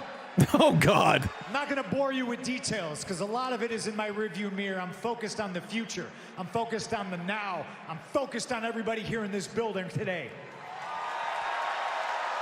But 10 years ago, I had to take myself off Yep, the hamster wheel. it's I had Cleveland. to, for better or for worse, make the hardest decision of my life. And I don't regret it. I don't look back. But there was always that part of me. We're that in wondered Mizville, if anybody and paid Johnny to see Gargano. CM Punk that day, I walked out of Cleveland. If they were disappointed, backstage, I saw a young lady by the name of Indy, and she told me that she felt betrayed as that little kid. And I told her a story when I saw Roddy Piper appear on WCW television. And as a young wrestling fan, I felt the exact same way. So I understood. So if you're here now, if you're watching at home, and you are disappointed that CM Punk walked out, I understand. And hell, ladies and gentlemen, I apologize. I like this verse to CM Punk on the comeback. I like that he's owning up to some of the decisions that weren't so good. He put together a very substantial offer. You understand. I went down to NXT, I hung out with Shawn Michaels, and there's a 15-year-old CM Punk somewhere in the universe who's tickled to death that he got an offer from Shawn Michaels to go help mold the next generation of superstars. It's a great deal. That's not happening. As much as I'd love to see him and Shawn together. Like, it was a dream. It was a long time coming. Shoulders above both those other deals.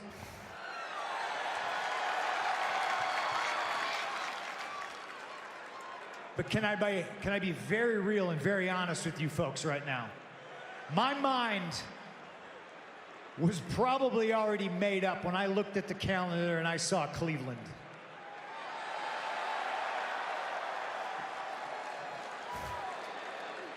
I'm here to bury those ghosts. I'm here to right a few wrongs. I've seen Seth drink beers before in interviews. now. He drank with Stone Cold on his podcast. You couldn't write a better television show, ladies and gentlemen. 10 years, almost to the day, CM Punk walked out, and regardless of how you feel about it, CM Punk walks right back in. Oh, it's a good turnaround. This is a good promo. And if you're happy about it, if you're mad about it, you better learn to love it, because congratulations, Adam Pearce. The newest Raw superstar is named CM Punk. We knew this is where it was. CM Punk is home. Let's go.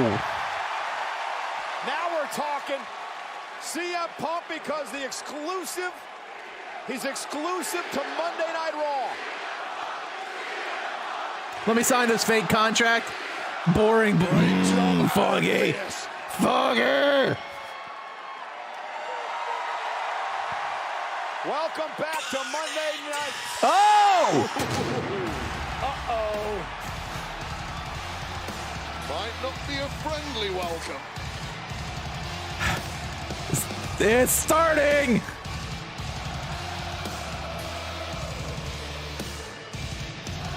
It's starting! Let the build begin for WrestleMania!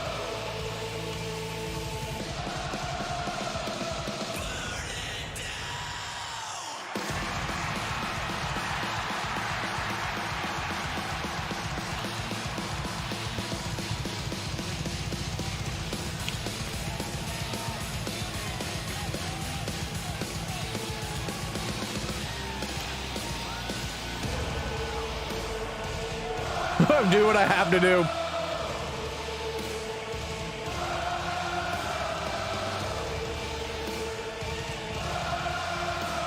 I like Seth, but if I have to choose a side, my alliances, my allegiances have been sown already.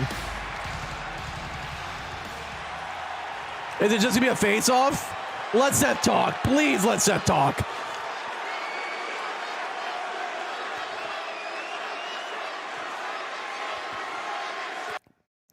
Holy shits are getting blocked out.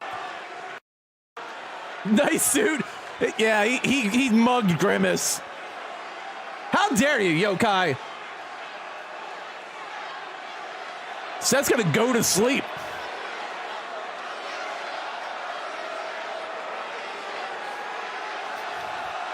No words being said. They're just really starting this thing out. Don't blink. Don't blink, CM. Don't blink. Phil, you got to hold strong.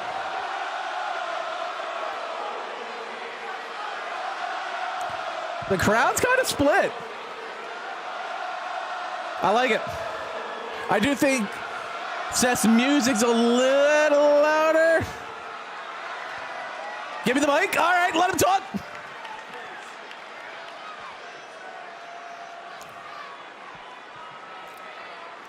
Cleveland, Ohio. Seth's trying to put a little gravel in his voice tonight. cmpunk. Welcome to Monday Night Rollins. Punk's like, it's adorable. I hope you know how incredibly fortunate you are to even be standing in this ring right now. But could you just do me just one little favor, just one thing, please? Don't you dare call this place your home.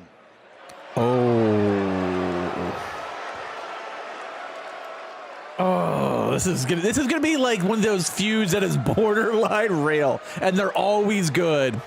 He looks like he's wearing a Fortnite skin. I can see it.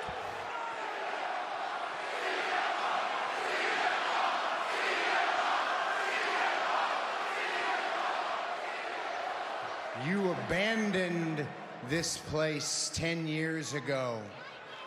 He's not wrong. Not only did you abandon it, but you actively tried to tear it down. You spent 10 years slandering me, slandering every single person back in that locker room, and then you want to walk back in here and call this place your home? This is not your home. This is my home. Oh, this is good. This is gonna be such a good build-up. Like, this is everything I want for my birthday.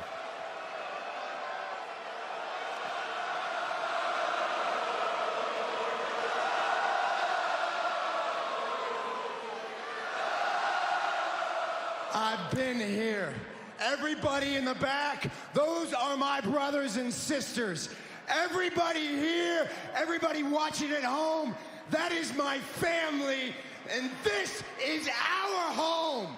And I will do everything within my power to protect it from people like you. Oh. I like the angle they're taking with it. Like, there's a realness to it. Like, Seth and CM Punk do not like each other. Let me make one thing perfectly clear. I don't want there to be any confusion. I know I'm a bit worked up. I want everybody to understand I'm going to say it plainly with every fiber in my being. Will Punk's rebuttal?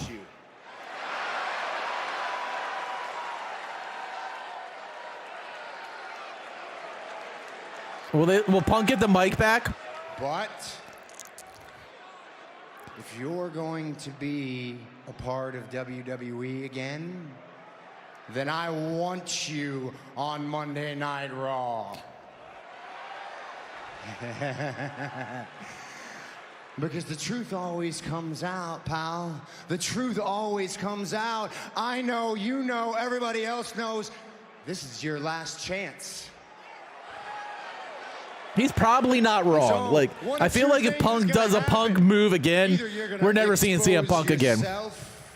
You're gonna self-destruct like you always do, and I'll be the first person in the back to slam the door shut on your legacy. Or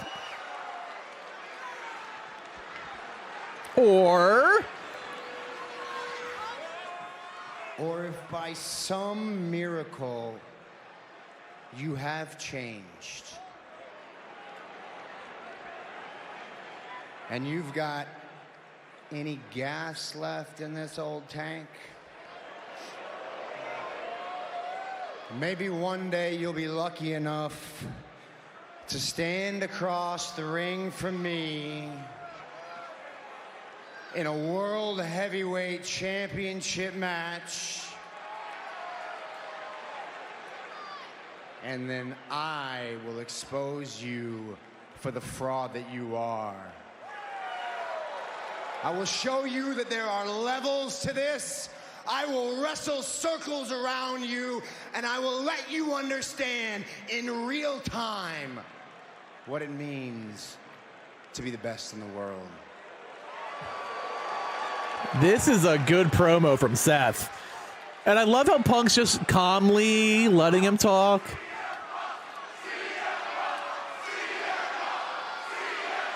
Oh, he's giving the mic. Let Punk talk. I want to see where he takes this so much. This is a good segment.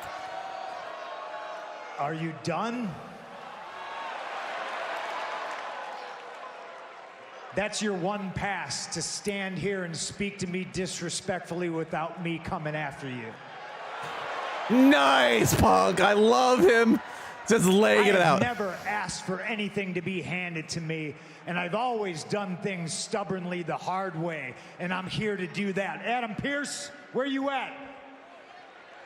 We're making things official. We might as well make it official. CM Punk is entering the Royal Rumble. Yes, let's go. And when CM Punk wins, maybe, Seth, it's you he's coming after. Oh, I love the ending. Yes. He is exclusive to Monday nights, which leads to intriguing matchups. Sorry, Seth. Go to sleep. But how about the passion, the emotion of our World Heavyweight Champion, Seth Rollins? We are in for a hell of a ride.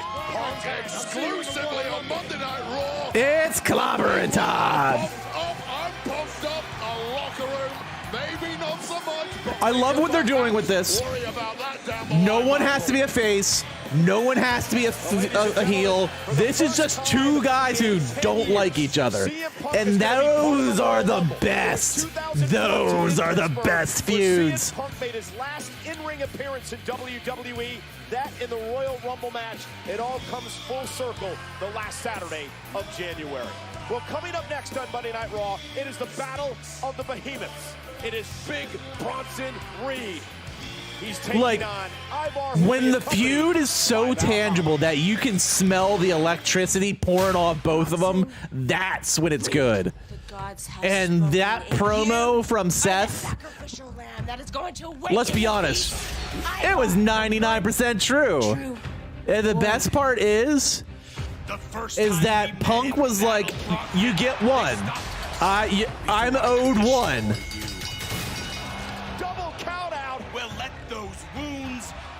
He'll have a good run in the Rumble and get thrown out by Cody. I don't think Cody wins. I think Cody wins Elimination Chamber. I think Punk wins the Rumble. You are not some chosen one from the gods. You think that those useless security guards in suits were sent out there to stop us? They were sent out there to save you from me. This time, no one will save I loved this that. Because what the best part about it is that Punk was like, all right. Why? Why, Yokai? Why does he need to win the Rumble to get Roman? After the announcement from CM Punk moments ago on Monday Night Raw, we prepare way to, well, the Rumble winner chooses where he goes. The Elimination Chamber winner gets the other one. So if Punk wins the Rumble and chooses Seth, the Elimination Chamber winner gets the other championship title. That's how it always works.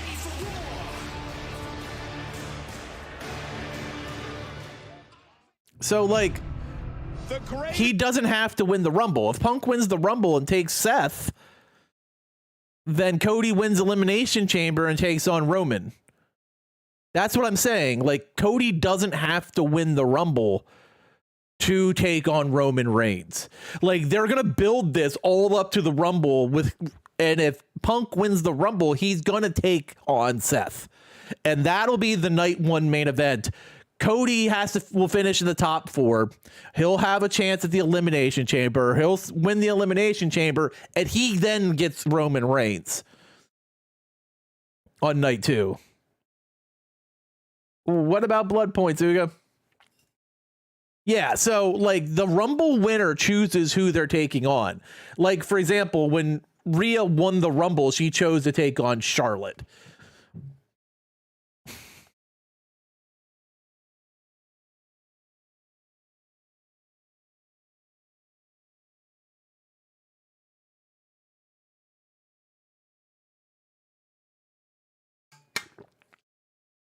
Too many will keep grinding. You got a long ways to go, my friend. You still think? I don't think Punk's coming in at 1 or 2. I think Punk comes in at like 10.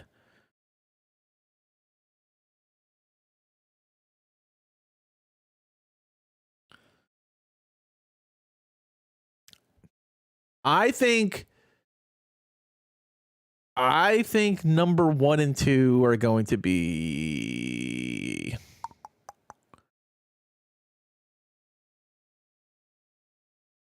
I can easily see Imperium being 1 and 2. Like, that's great storytelling because they're fighting so much. Who's coming in at 30? That's a good question.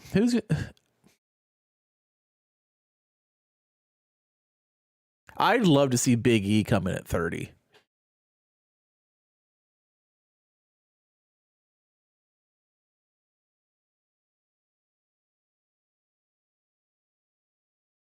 Brock could come in at 30.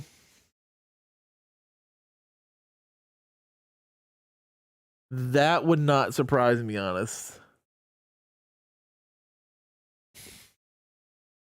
I could see Brock at 30.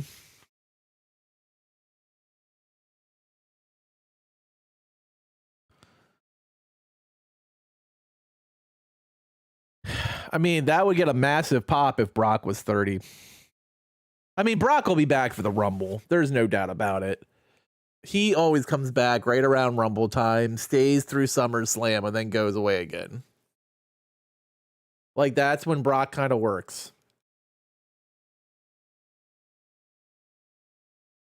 Where is the Rumble? It's Vegas. It's in Vegas. I was about to double check, but then I remembered. Yeah, it's in Las Vegas this year. Number 30, Hulk Hogan. Bam, bam, bam, bam, bam.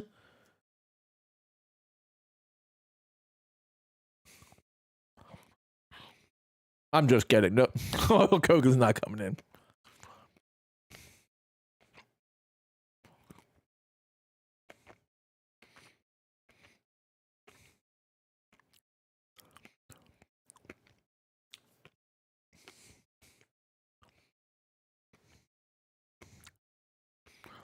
Ric Flair is under contract. Set for action on Raw. Bring that Viking out. Let's see what he's got. He ain't got nothing. That makes sense. Yeah, Ric Flair is all elite. He would break a hip as fast as McMahon, Terry both. I remember when McMahon tore both quads. All right, here's my number 30. I don't think it's going to happen, but I want it. Give me what I want. Give me what I want.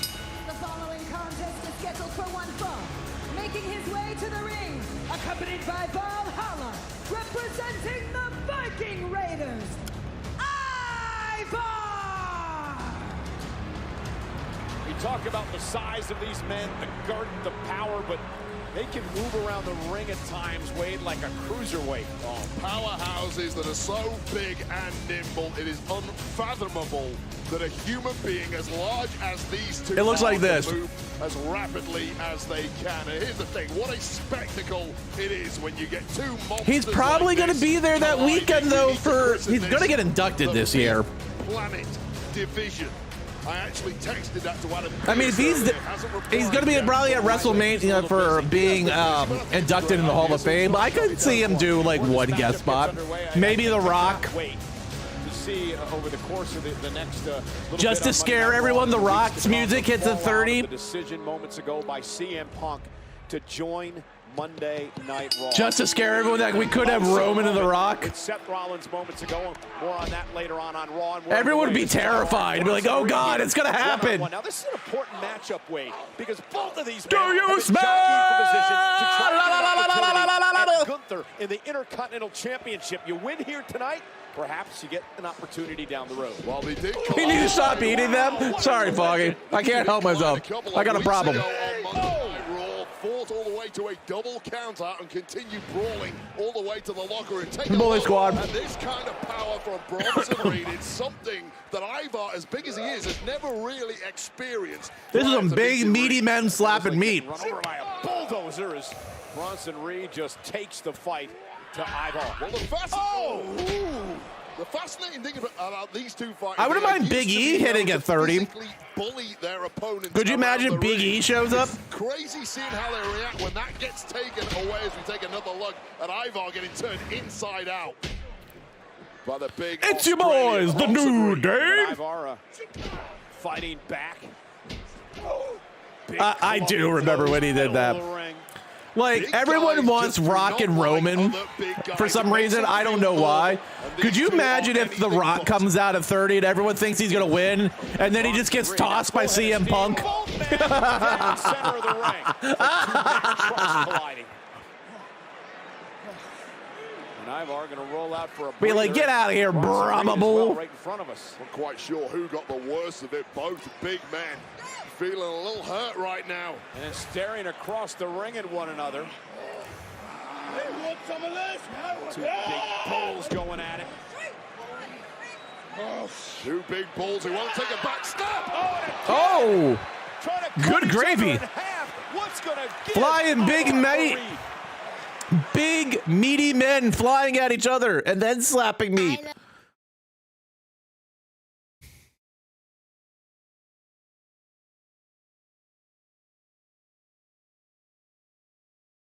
Clip what?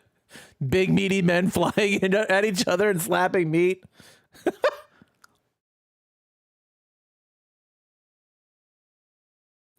Someone clip that.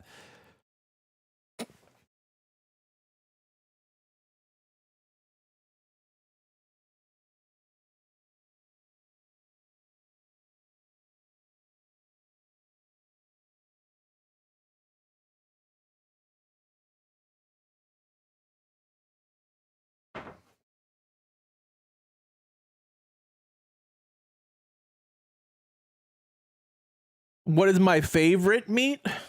For what? Like, and what purpose? Like, for a meal or like a sandwich? What's the question? Yo, guy.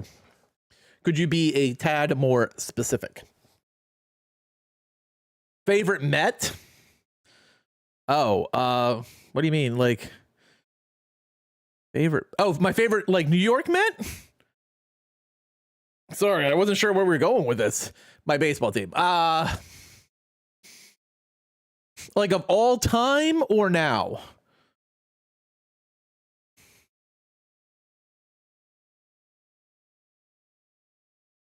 All time, it's Gary Carter is my all-time favorite Met. He's the reason I played catcher through high school.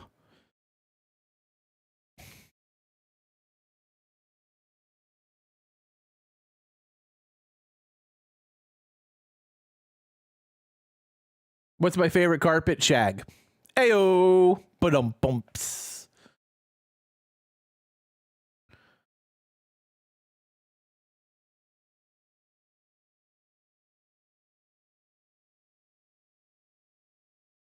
Man, there is something in my eye. It's probably peppermint. Just kidding. Maybe not.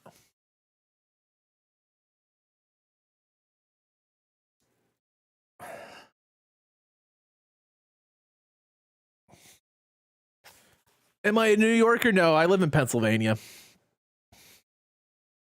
Just below. I'm a neighbor of New York, but no, I'm not a New Yorker. I just grew up watching New York teams a lot. Current Met, probably Pete Alonso, the polar bear, would be my current Met.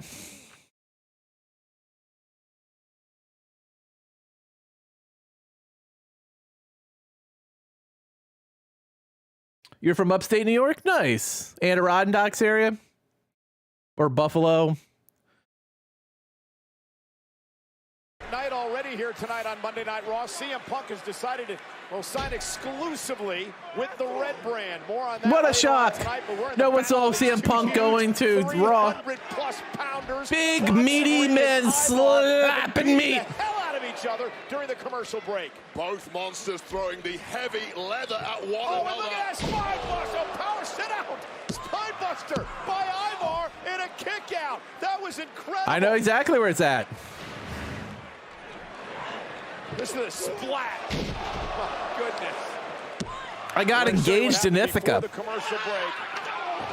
Just two huge men colliding like tractor trailers. And once again, just there, the nimble movement of Bronson Reed getting out of dodge just in the nick of time. Wade, you may have this your is my opportunity. move. Oh, yes, the greatest move. The tsunami. In sports entertainment. No. No, Ivar simply too wise to it. Can Punk beat Gunther? I don't think so. That several times already, and maybe tonight. I don't think Seth could beat Gunther either. For that tsunami from the top rope. I like Ivar. I'm a little disappointed. I wanted to get to yell that.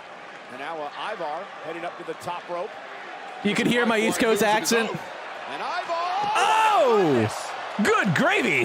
Just cannonballing through Bronson Reed. Bronson Reed has absolutely no clue where he's at. You feel if Ivar can get him in the ring, this one is over. Take another look at the impact all down on the left side of Bronson Reed. And then you saw that weirdo Valhalla cheering Ivar. That weirdo. What's your mouth? Sort of disappointed that. Oh, this might be it. Retired the antlers. This might be the doom salt goal. Oh, not quite. Bronson Reed not allowing it to happen. Too much taken out of the tank of Ivar at this point. Just yeah. too long climbing up to the top rope to capitalize. Sarah Logan has dirty ass feet. Beating up one another from high above the ring. They're gross. This mask should never be anywhere near the top rope. But I'm enjoying seeing it up there. No! Is this going to be... What is happening? No! This is going to be the biggest Super... Oh, my God! I thought they were going through.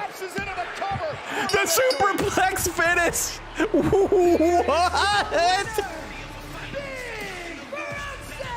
She's married to Ivar. Yeah, they're a couple. Well, it was really nothing. Big meaty men superplexing meat. Two big monsters pushed on the top rope. The ring shifted as they landed. Good gravy. Just enough energy left to drape an arm over Ivar, score the victory. Look at them bounce. Good God. That impact just reverberated around the entire arena. That measured on the Richter scale.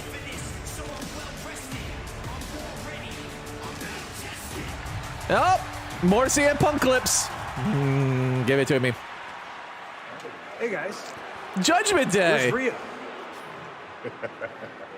Funny guy. Hey, welcome to our show. It's everyone's show, apparently. Between us, I really hope you're the guy who finishes the story around here. Because if you do, I'll be the one waiting. Have a good night.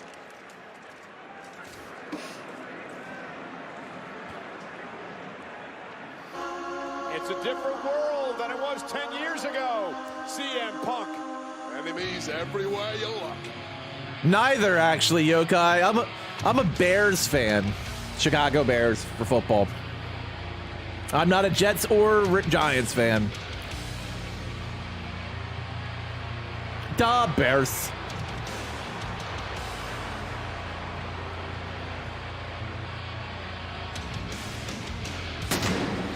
Where is Rhea? That is a good question. Welcome, JD McDonough, Dominic Mysterio, the undisputed WWE Tag Team Champions, Finn Balor, and Is she hanging out with R-Truth? Is that where Rhea's at? How did that happen? So my family's from Iowa. Like Seth. The same reason Seth's a Bears fan.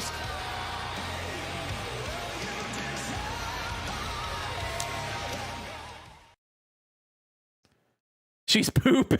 Oh, no. She's taking a Ripley?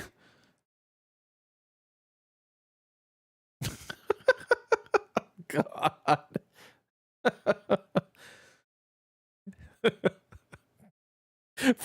I did not see that, Foggy. Oh, man. Oh, that's such a good... She's at Raw doing an upper decker.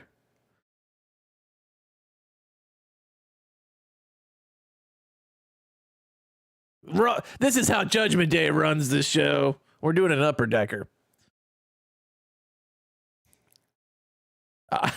She's taking... I don't think she did poop into thin air. Like, I don't think that's really a thing you could do. Or is it?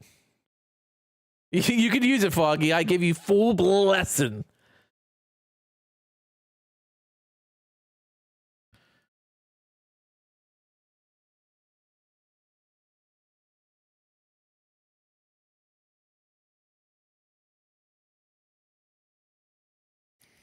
But yeah, I'm not sure what Judgment Day is coming out for. I don't think they have a match tonight, so they're gonna finally cut a promo without Rhea. Don't get me wrong. I think Dominic's had a hell of a year. JD's always a solid performer. Finn has been really good, and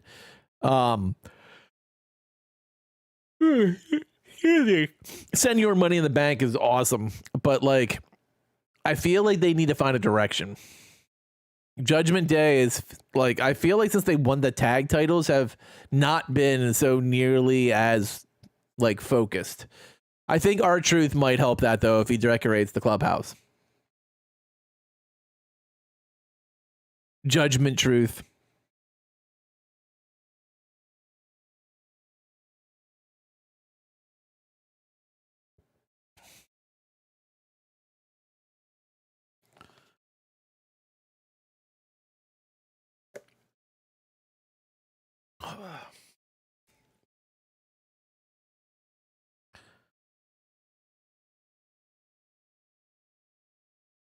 I am so happy with the performance that Dom's had in 23.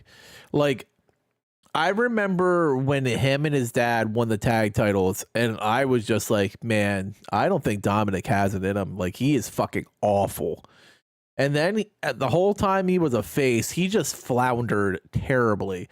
Botched a lot of matches, was terrible on the mic, didn't get enough ring time. And then, like, when he turned on Ray, he started working, you know, SmackDown, Raw, NXT, became Dirty Dom, started working on his promos, he had more matches this year than anyone else in the WWE. Like, he's putting in that work. Like, you could see that in his match against Dragon Lee on Saturday. Like, his wrestling technique has come so far in a year. Like, and he's absolutely entertaining. Like, he's done a lot to improve, and like I like that when a wrestler puts in the work to get better at their craft. Like, there's a lot of people who would just rode on the Mysterio name and probably had an okay-ish career, like a lot of we all know the Royal Rumble next generation superstars. January in St. Petersburg. Well, the next night, the critically acclaimed Undertaker One Dead Man show is coming to Clearwater. Yeah. Secure your tickets to see the WWE Hall of Famer live when tickets go on sale this Friday. Go to WWE.com for details. The Undertaker. Meanwhile, the Judgment Day is here live on Raw.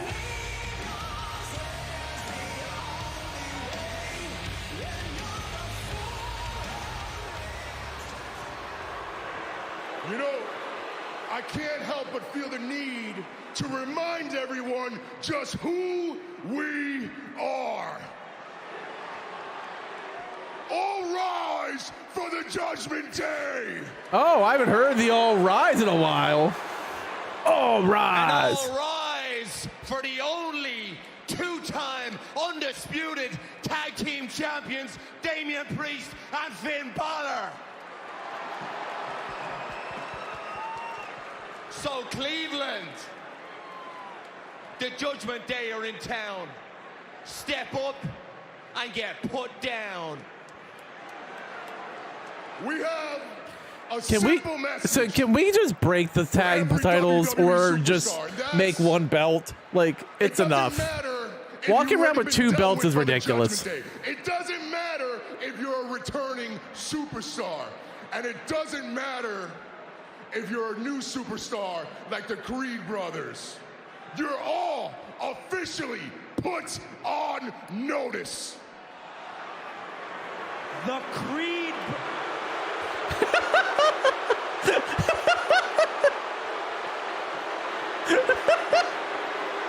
Oh, Dom. You got this. Just keep talking, baby.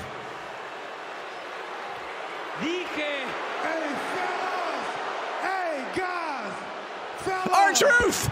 Fellas. Yes. Truth. Hey. I went by the clubhouse to do some decorating, and looks like y'all went and got a lot for the front and the back door.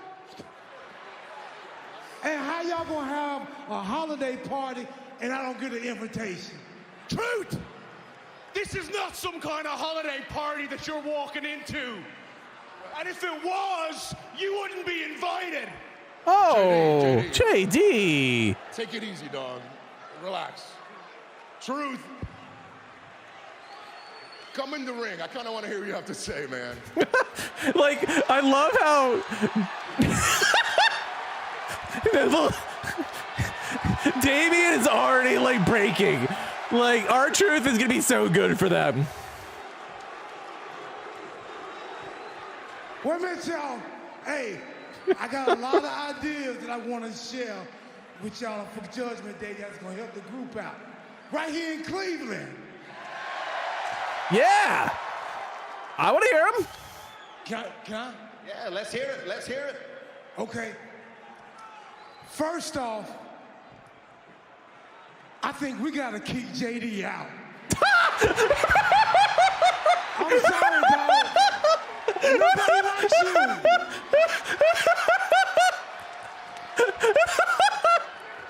And second, Damian can't even keep us straight. He's just dying.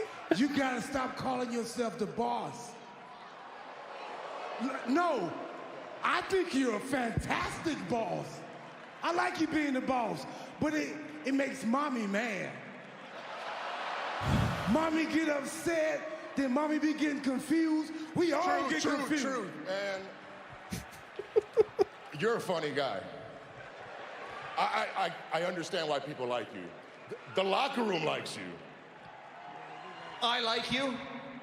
Finn likes you. Finn Balor likes him. I'm pretty sure every single person in this Truth is Sami Zayn in the bloodline? I think so. Truth.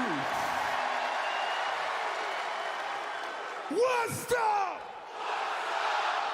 Everybody loves our truth. Except me. What? Oh, no! No!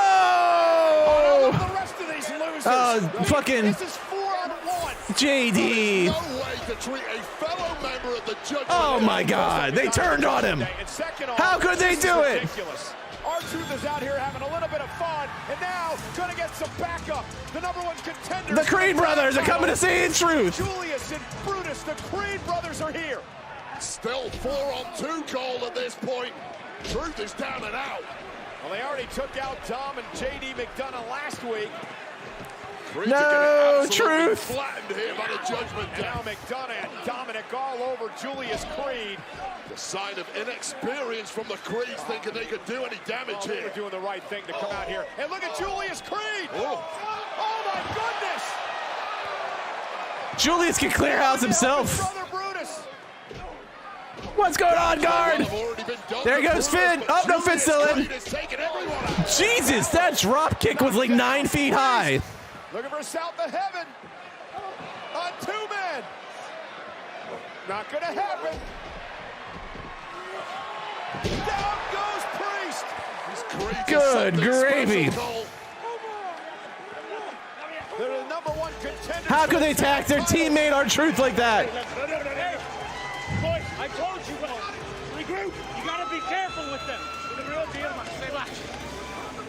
Wait, not now. I understand. Yeah, I run the video in there for those who can't watch. I always go live on Monday nights. Down, R-Truth.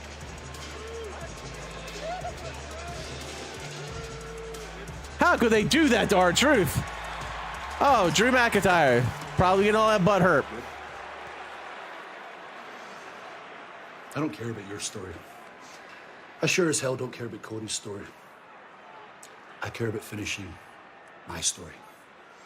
We got that figured out, didn't we? Think so. Thought he'd be happy. What did I do? You did nothing. He's getting a World Heavyweight Championship match against Seth Rollins at the Day 1 edition of Monday Night Raw. Good for him. You think it would be. Gentlemen. Kofi! You're making me crazy. Oh, no, I don't do that anymore. I don't do that anymore. Not anymore, dude. kidding. No, I heard so much about you. Good to see you, man. I heard you're awful at video games. I gotta find back.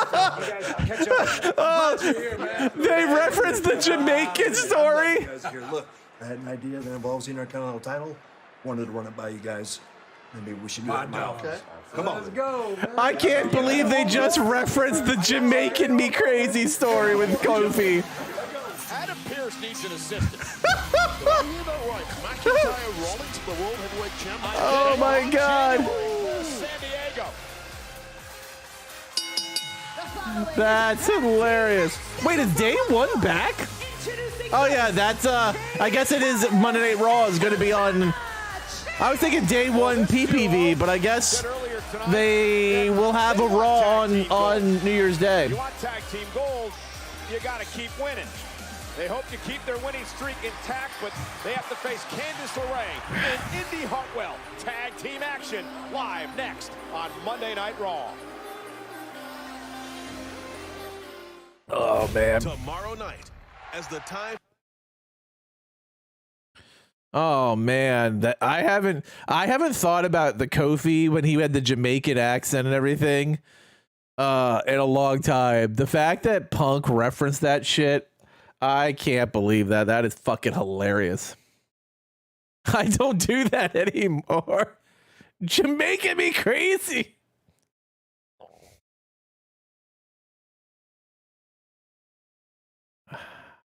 Poor Truth. Did you make anything good for dinner, Garn?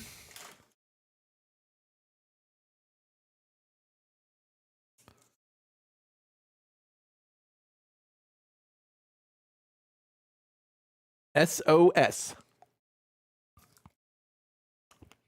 Chicken ramen. Oh. We getting near the paycheck.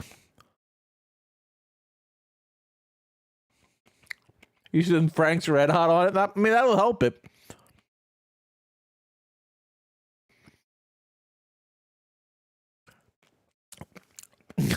I knew it. Yeah.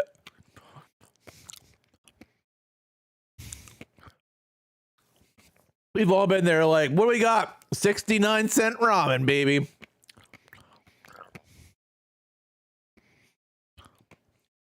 We've all had that moment.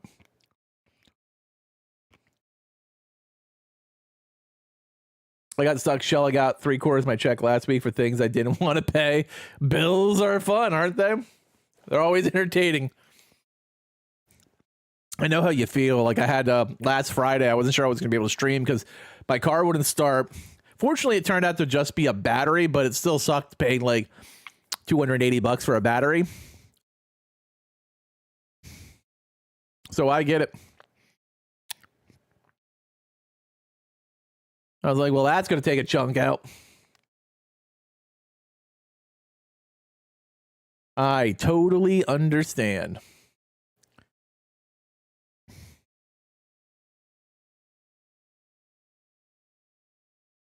And then, of course, I keep picking up stuff for Christmas, so that keeps happening. I'm like, oh, I need to get this gift for someone.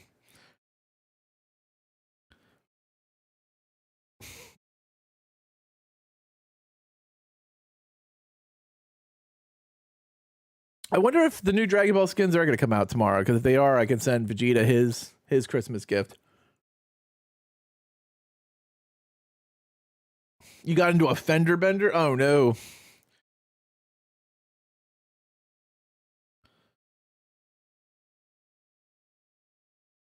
Ooh, I've been there. $100 to fix windshield wipers? What? Oh, that's terrible, Yokai. No, not the new battery too. Oh, that's the worst. Oh, dude. I feel you. They damaged the bracket. Oh, so they had to put the whole thing's not just blades. That sucks.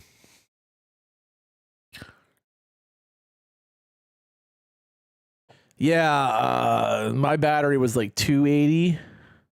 So it was like a nice chunk, unfortunately. Yeah, and if you have to usually do like both of them together. Indy! Let's go! Not again. Indie wrestling. What Adam Pearce has against me, the fact that we have to sit here with the tag team champions yet again on commentary. Wait, Chelsea's there? Chelsea! I'm not, honestly. Kind of welcome it. Oh, you said don't invite them, but I thought you said do invite them. No, I said don't invite them We back. could be eating oysters and drinking champagne right now, but instead we're sitting with Chelsea, Maddie and Wayne. So Chelsea, I have been waiting Matthew all week Cole. to review Matthew what happened last Cole. week. I want to take you back to Monday Night Raw because it was Caden and Katana against Natalya and Tegan Knox in tag team action, and the very nice Chelsea Green and Piper Niven with us on commentary. Off the keg stand, Caden and Katana would pick up the win. Now this is what everyone was talking Where's about Matt Cardona? all over social media. The fact that Chelsea Green finally I hope got he shows up put for the in her Rumble. place when she tried to stick her nose in the business of Katana and Caden. Who told you to say that? So my question is I understand you contacted What's your attorneys. question? Get to it. Okay, what are your attorneys saying about this? Oh, my attorneys are not happy, honey. I have filed formal complaints, and you're going to be next. Well, you got whooped last week by Carter and Chance. Yeah, and if they win again, they may get an Say that again. opportunity Say at the that again. Whooped. That's what the internet is. Did you look that word up in the dictionary, Wayne? Did you?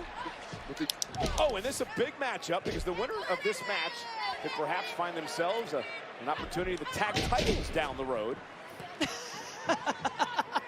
That's funny. Well, eventually And you're going to have to defend them. I might find myself on the cover of Sports Illustrated, but you know, I won't hold my breath. Piper, I've actually got a question for you because last week when Chelsea got beaten, she got whooped at ringside. Oh, hold that thought. I like that whooped. Can you say it one more time? Whooped. At ringside. Chelsea's probably been the best rehire until Punk came back, of course. Because if I keep fighting our battles for her, how is she going to get any stronger? It's character building. You think I'm really going to leave her look in the at luck this. where it counts? That's incredible. I'd love to know how Chelsea and Piper would be able to defend that. And here comes Candice LeRae. Yeah, very few teams can comprehend the kind of movement and dual tag team moves that Oof. Carter and Chance have. Oh, or that from LeRae. Perhaps LeRae has got it figured out, though. Cover for the win and a kick out.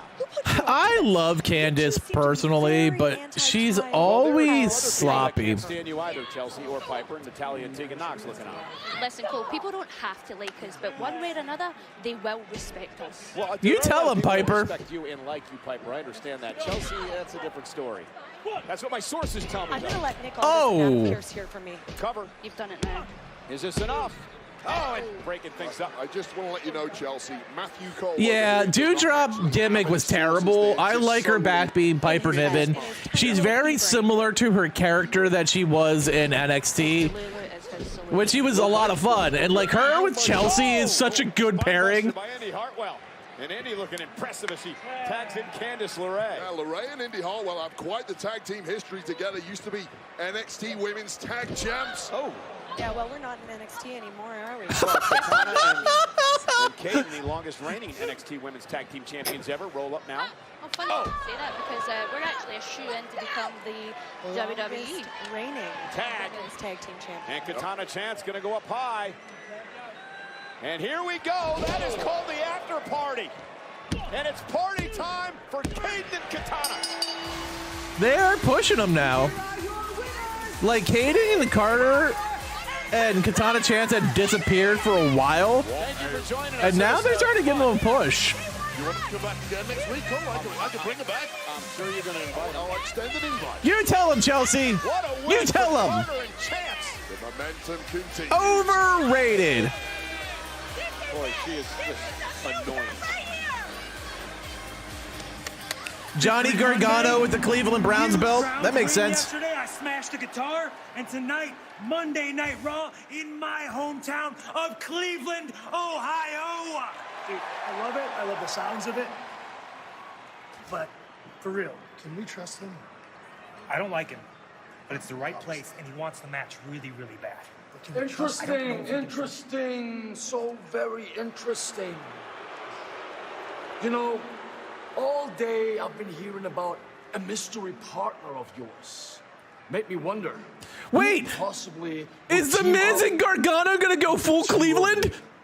So are they going full Cleveland? Who is your mystery? Because that would be awesome. Worry about is what the General Gunther's gonna think when you disappoint him again. Last week, twice. Pass mal auf, mein Freund, einmal, jetzt mach mal ganz ruhig. Pass mal auf, wenn du vor mir... Are they going full Cleveland? Very confident. Good luck.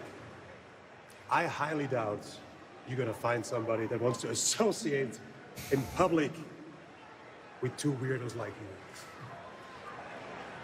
Auf geht's, Jungs. Who is going to tag with D-Y-I? Well, ladies and gentlemen, it's the man, Becky Lynch. Has some unfinished business. Becky Lynch is here, live, next. I don't know where Tommaso Ciampa's from, to be honest with you.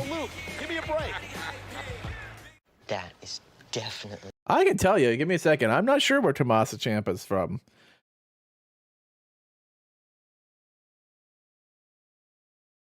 Let me Google.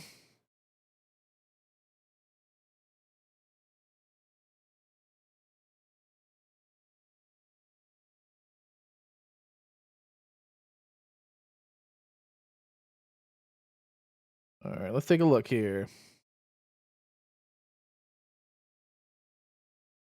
He's from Boston, Mass. Ciampa's from Boston. I wasn't sure where Ciampa was from. But, like, if they put The Miz and Gargano together in Cleveland, like, they're going to blow the roof off the joint. Like, they're Cleveland's two favorite sons. Like, The Miz can be an ultra heel, and if he's in Cleveland, he gets mad pops.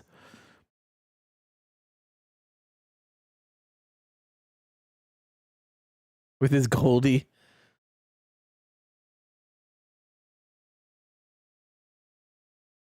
I really wish they would reform the way. Like, I want Austin Theory as a face. Like, they've done enough with Austin as a heel to just know it doesn't work. Isn't their favorite son LeBron? Now, if you ask The Miz,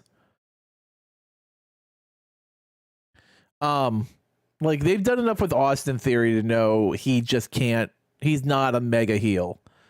Like, it just doesn't work.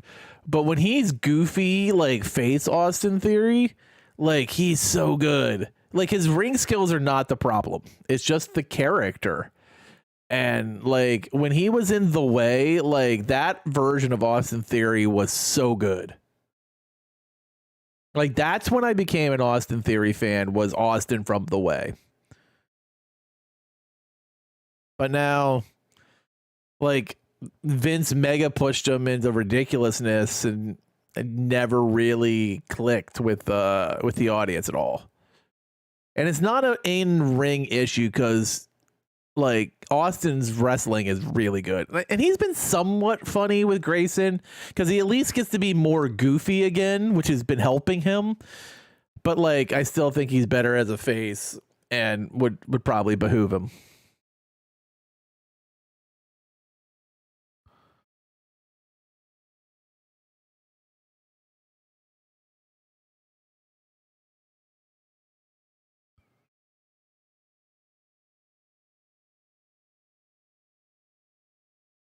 Kevin does punch faces. He does that. Who does that? It's 2023.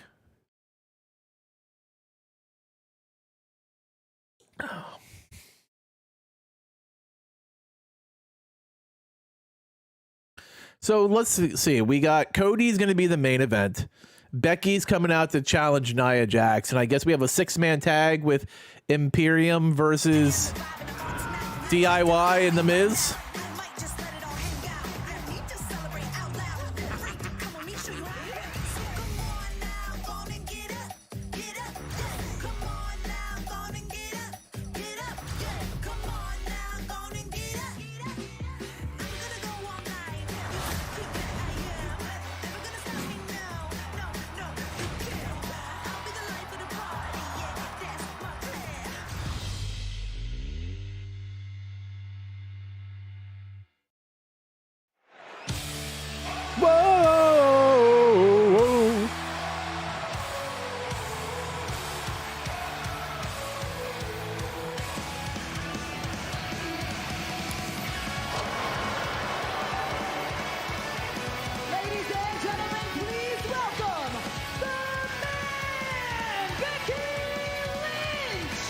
Unfinished business for Becky Lynch.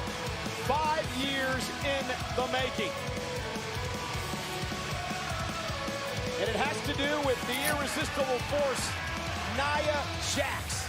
I actually used the busted open Becky from the punch as my thumbnail for tonight. It was last week here on Monday Night Raw that Nia Jax went one-on-one with her former friend and tag team partner, Shayna Baszler. And once again, Wade, in that matchup last week here on Raw, Nia Jax was dominant. Yeah, it was a hell of a battle, but ultimately, like many in the past, Shayna Baszler was squashed with an annihilator. Victory once again for the That's what the picture of my thumbnail is when Nia broke her nose before Survivor Series.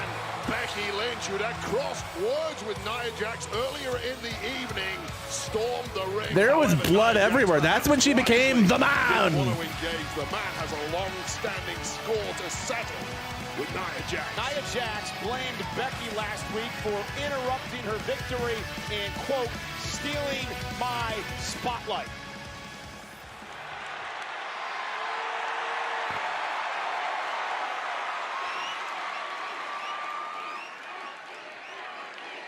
The man has come around to Cleveland! And I'll cut to the chase. I've come here to call out Nia Jax. Now, Nia and I have never gone one-on-one in this ring, but for the last 5 years, we have been linked together for this reason. Oh, here comes the punch.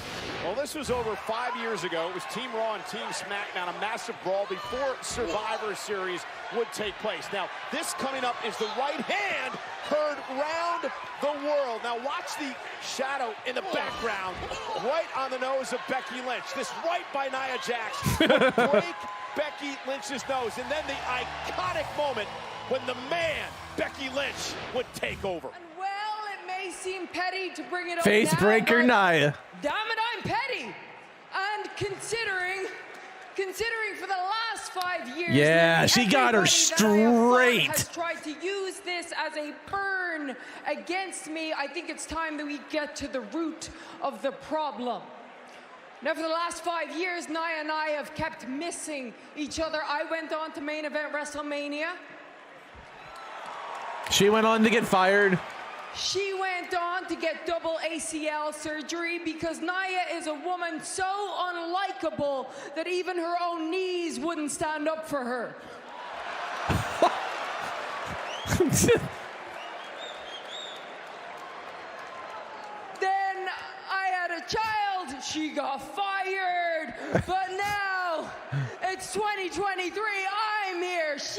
here, and I think that... That was actually a pretty good Becky bird. Like, Becky usually, like, squanders good opportunities, but that was a good one.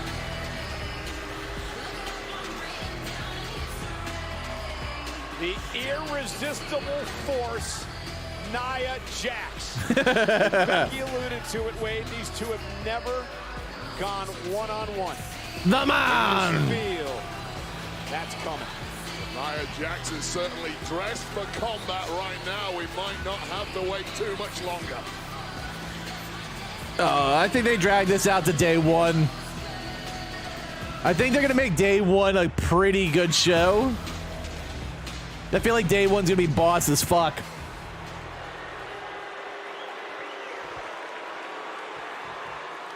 Well, I'm not fired anymore, Becky. I'm right here in front of you, better than ever. My hole!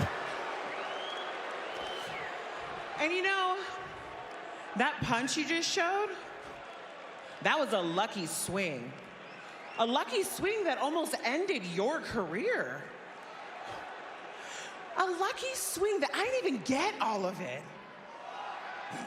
I'll tell you what, imagine if I had you right in front of me and I aimed and I punched you with my full force. You wouldn't even get up. And everybody's so mad that I broke Becky's face. But Becky, this is a contact sport, right? What else did you expect? See, I didn't expect anything less, and I don't even hold it against you, Nia, because everybody knows that you are the most dangerous woman in this ring. Anybody who has stepped in here against you has been injured or hospitalized, broken bones. Hell, you've nearly ended a few careers. And that's why people like you haven't stopped talking about me for the last 2 years that I've been gone. And you know what's ironic is that the careers that I nearly ended, you have me to thank for yours. You see, this is what I do actually hold against you, and this is the narrative that I need to change. Because if it was just about a broken face, then these people would have checked out and moved on as soon as the blood dried. But it is about what that night represents. It is about what the man represents. It's about getting knocked down by whoever thinks they can get away with it, or by life, or by circumstance. It's about dusting yourself off, getting back up and fighting like hell. Becky's promos have been better lately. That is what I have done my whole life. That is what I did that night, and that is what I have done ever I feel like she's really gotten back into the groove with the man gimmick. You and your minions have like, spent Big years Time going Bex around was saying awful. Becky Lynch ain't a main event star, but then I proved you wrong. Like, I hated Big Time Bex. That I'm a main event star because of you. Well, that is a lie. That is a lie I need to end, and if I can't end that lie, then I need to end you.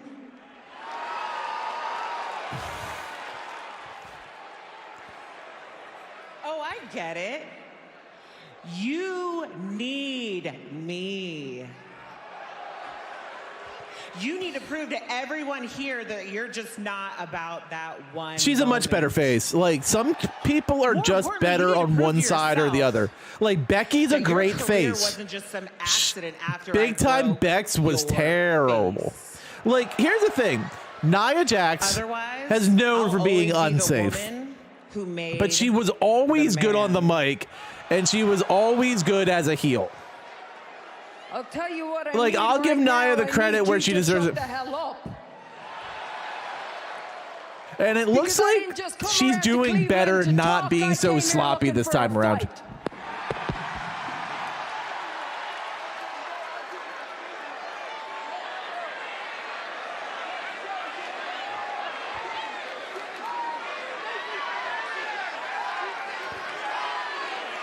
Becky's just gonna take one?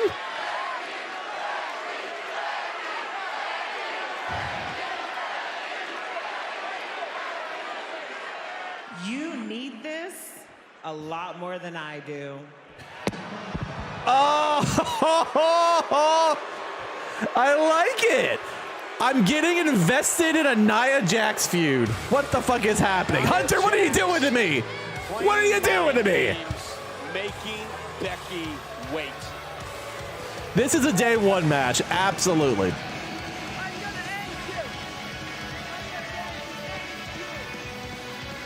Gentlemen, please welcome the American Nightmare, Cody Rhodes. Oh, it's Cody. I want to start with Yokai breaking news that is CM Punk ready. has decided to sign with Monday Night Raw. What's your reaction? Well, good on Adam Pearce for getting it done. Happy for the fans, happy for USA, happy for CM Punk. But the Royal Rumble, it's right around the corner. Can't start. Grrr. What are you grrring about, Cody? Well, with the Rumble a few weeks away, let's turn our attention to tonight. After what happened last week, what's going through your mind as you get set to face Shinsuke Nakamura? You know, had we stripped this all back, had he not misted me in the eyes, I'd be a lot more excited about this interview, talking about a first-time ever encounter, a former Rumble winner, former champion, the 14-year legacy he had in Japan before he ever came over. How here. many crossroads today? 74. About him now. All the crossroads. Vicious. And vicious is okay by me, because guess what? All the Got a problem, know where to solve crossroads. it. It's Monday Night Raw. It's Cleveland, Ohio. Hell, Stardust debuted in this building. Did you know that? Talk about undesirable to undeniable. Here's the thing. Shinsuke Nakamura said A Stardust reference. Oh my gosh. Stardust debuted in this Shinsuke building. in our main event tonight. Imperium.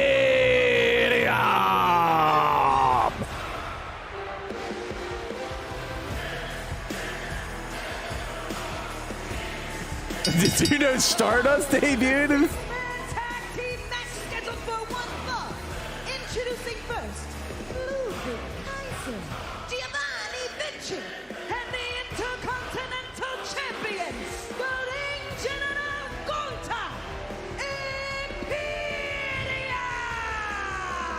So Wade, Kaiser and Vinci got a lot of pressure tonight, not only teaming with Gunther, but coming off that 2 out of 3 falls lost last week, the DIY, they are in dire need of a victory. Yeah, the results simply haven't been good enough for Vinci and Kaiser of late.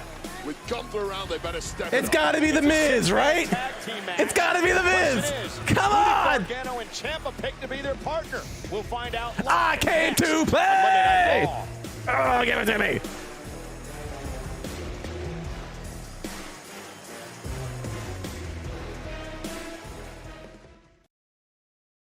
Listen, I know it.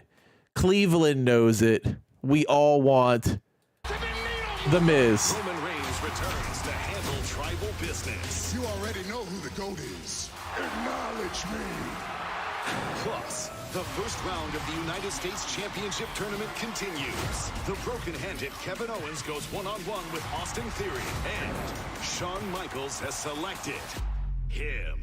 Carmelo Hayes makes his SmackDown debut against Grayson Waller. Friday night SmackDown. Mello, don't Live miss. This Friday, 8/7 Central, only on Fox. I will say, I feel like if it's The Miz, I might be as excited as Cleveland. Like, it doesn't make sense to go with anyone else. Like, Ciampa was like, can we trust him? I mean, Ciampa had that relationship with The Miz. The Miz and Gargano have had fights, but they're both from Cleveland, and The Miz is kind of a face right now, like still trying to get back at Gunther. I won't lie, though. When Punk referenced the Jamaican Me Crazy, I almost spit out my water. Like, I haven't thought about that version of Kofi in so long. I don't do that anymore. I was like, oh shit, I forgot all about that.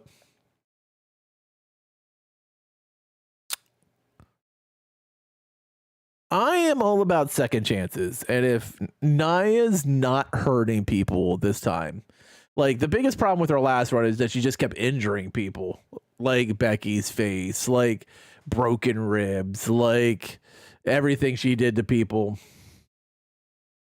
If she's like at least safer in the ring, she always cut a good promo. Like I'm all for like second chances, but I'm probably nicer than most when it comes to that fact. Like, I'm okay with people getting another shot. She hurt Bailey twice. Yeah. Well, Bailey's not on Raw, so she doesn't have to deal with her.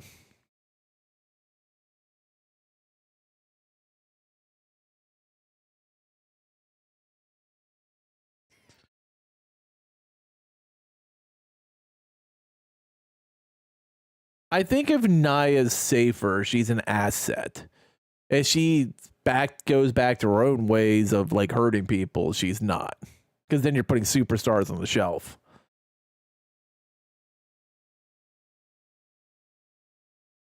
But I guess it just kind of depends. Like, she always made a good heel.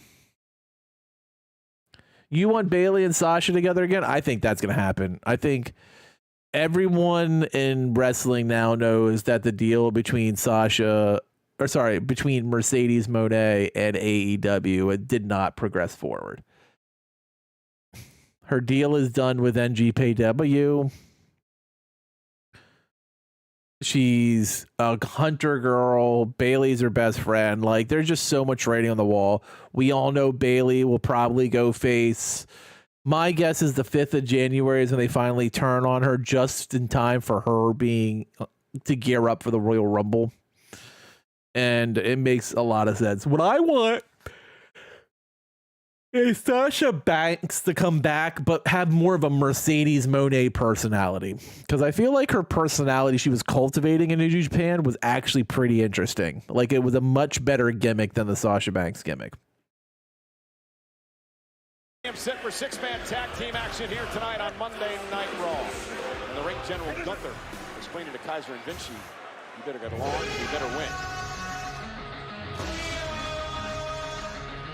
We are. And their opponents, first, Tommaso Ciampa and Johnny Gargano. DIY. Michael Cole, it's your favorite tag team. Do yourself it. That's what it stands for, right? But who is going to tag with them, if anyone? Yeah, who did Ciampa and Gargano get to It's The Miz. Awesome. Yes! Get to play! It's all Cleveland! That's M-Z-I, Miz, right? That is Billy Cole. Wait a minute. How Yes! is this going to work out? Cleveland, baby! Cleveland rocks! I miss Rebel Heart, too. So let's just recap real quick, right? I miss the old version of Rebel Heart. He still runs Rebel, the remix for when he wrestles solo, but like the original version was so much better. And then they had a big melee. Johnny Gargano, what did he do? The exposed Miz is paying Dexter Loomis to fake attack him for attention, a bit like Juicy Smoulier once upon a time. But I'll tell you what, to be fair, there's a Cleveland link between Gargano and There sure Miz. is. Team Cleveland. The ring from this trio, the fact that Imperium has stood there. It's like a home field advantage. My enemy, maybe my friend, something like that. You know, mutual distrust and dislike of Imperium perhaps is what has convinced Miz and DIY to team up. Well, the one thing that I detest about Miz and Gargano is that they are fans of the Cleveland Browns, but nonetheless, Gargano was at the game yesterday rallying the crowd. Browns won again somehow. And Gargano now starts things off against Giovanni Vinci of Imperium for DIY. They Yeah, The Miz, baby. Over Imperium last week.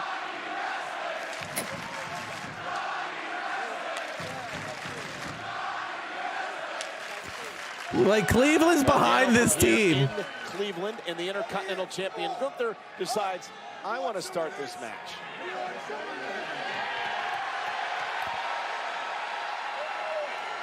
What exactly is a brown? It's a like a fairy, like a brownie. Cheap shot on Gargano. It's like a little elf. He's going to tag Miz in. Gunther and Miz, of course, the great matchup. Oh dear God! I think Johnny Gargano's dead. Tonight marks the 549th day that Gunther's been the Intercontinental Champion. That is a record, the longest. I think Johnny Gargano was decapitated.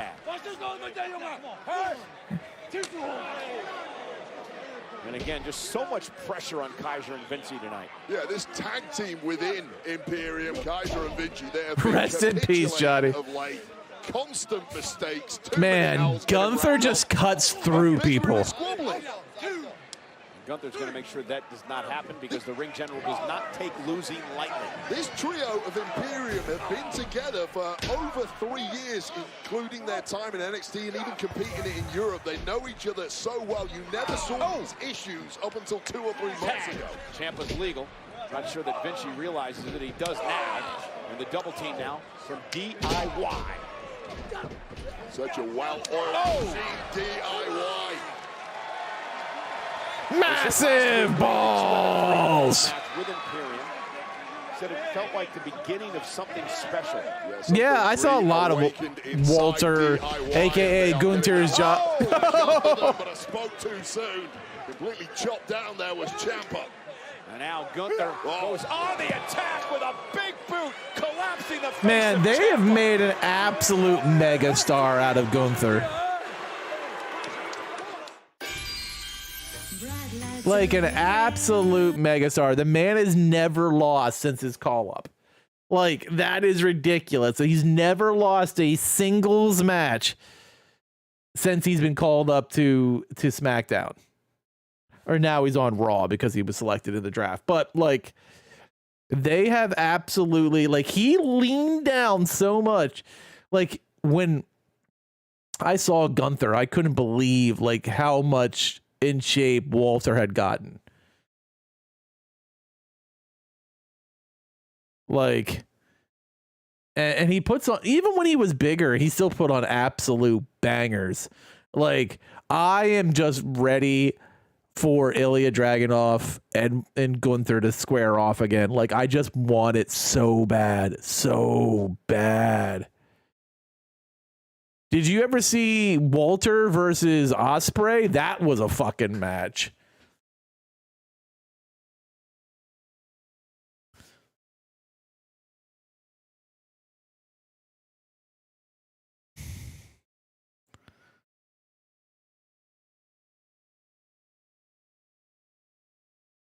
Like, Walter / Gunther has always been amazing technically. But when he bulked up and slimmed down, he just became an absolute monster.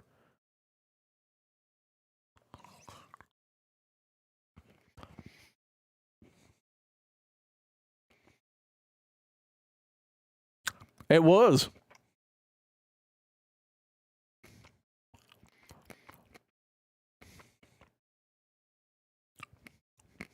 And him and Ilya together are just magical.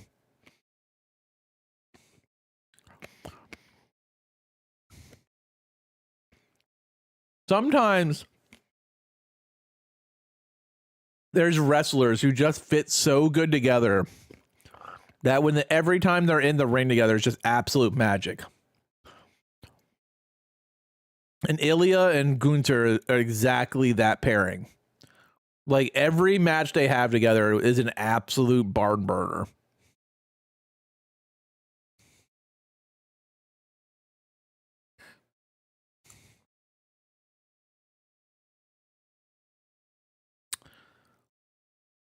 Yeah, Cena and Orton.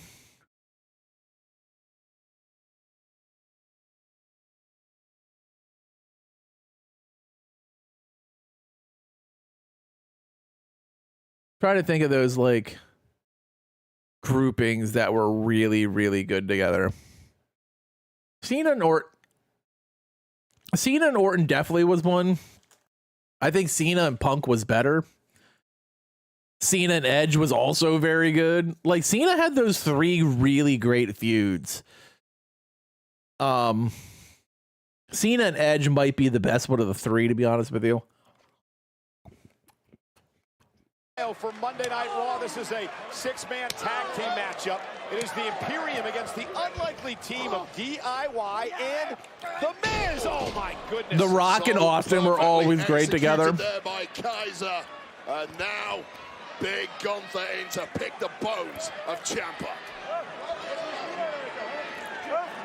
The Intercontinental Champion Gunther with another cheap shot, driving Miz off the apron. Ciampa looking to take advantage as Gunther turned his attention to Miz and Gargano. Miz is lucky he's got Ric Flair and Sting? Yes. Ric Flair and Sting were always amazing together. Ciampa back to the corner, tag made to Vinci. Vinci, so impressive. I love that crossbody. I agree with that one. Most high-impact, rapid crossbody I have ever seen in the history Val of this Venus sport. and anyone? Three incredible athletes, and if Vinci and Kaiser can finally get back on the same page, how dangerous will they be? Whoa! Just as I was about to say, they appear to have done it tonight. The window has opened. Here comes Cleveland's own Johnny Wrestling, Johnny Gargano. And Gargano picking up the pace. Oh, Johnny taking out both members, Kaiser and Vinci. Oh, that's the greatest engine in WWE. It's going to take a lot to stop it turning over. The New Day and Usos were really good together. Cover. Oh, saving things is Vinci. Yeah, Vinci thankfully on the right. I think the Hardys and the Dudleys always put on amazing matches against each other. I was just saying it. Hardys and Dudleys were always bangers. Right hand, Kaiser. Gargano able to slip from behind. I beat you to it by that much. Kaiser. What a jaw loosener. Gargano perhaps too beaten up to capitalize, however. And now Cleveland's other favorite son, The Miz, perhaps may enter the fray. A look of disdain in his eyes. Tag. And Miz and Gunther are going to go at it. And the Intercontinental Champion misses wildly. And here Let's go, Miz. Paul the Miz. Massive balls. Gunther got a taste of this at Survivor Series. He would love another opportunity at the Intercontinental Championship with the Miz. Miz into the corner. Down goes Gunther. Miz fired up. Miz Miz. into that main event level competitor we simply hadn't seen. I love the mini Miz push. Charlotte and Becky were always good. I agree with that. Champion. Big kick by Miz again. Gunther may rue the day he lit the fire underneath the Miz back. There are just some people that have like pure magic together. If Graves were here, he'd be calling this the famous it kicks.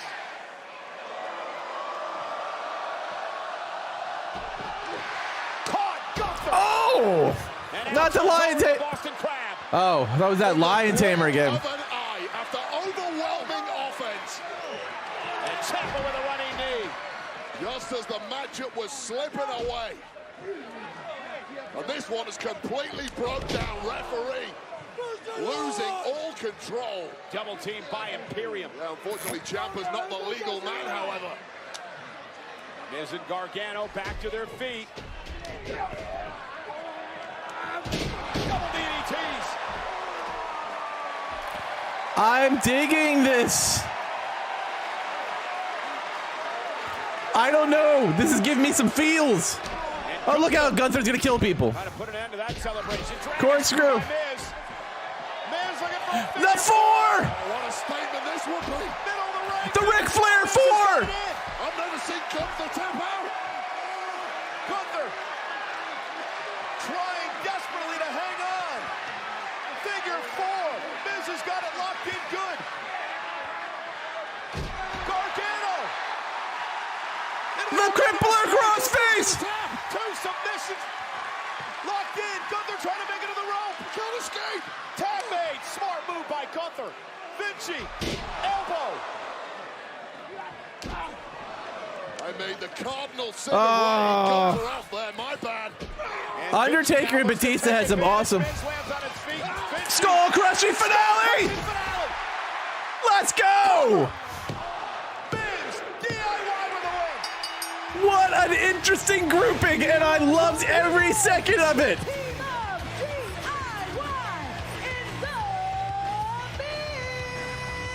Oh, the city of Cleveland is on a hot Cleveland Suns with the W. For Cleveland! Cleveland rocks! Cleveland rocks! Goldberg makes a tag, but in the end, Miz with a skull-crushing finale for the win. We've got breaking news tonight, ladies and gentlemen, about Monday Night Raw next week in Des Moines, Iowa. The undisputed tag team champions will put the titles on the line against the #1 Kurt Angle and Samoa Joe in Impact. The Creed brothers. Yeah, I can see that. And 2 weeks in a row, Chelsea Green and Piper Niven have had ringside I thought seats to watch AJ and Jeff Jarrett had some amazing matches in TNA. on Raw. They get an even closer look. Women's tag gold on the line. Green and Niven defending against the fast-moving Carter and Chance. And again, coming up next week on Monday Night Raw, we are in Des Moines, Iowa. 2 championships on the line. Can it be the TNA Creed Impact, Brothers sorry. night? I guess it's TNA again, but It could be the Creed Brothers night. These guys walk through everybody in NXT, and since arriving here on Raw, they've walked through the competition. It is time now for our main event. Shinsuke Nakamura.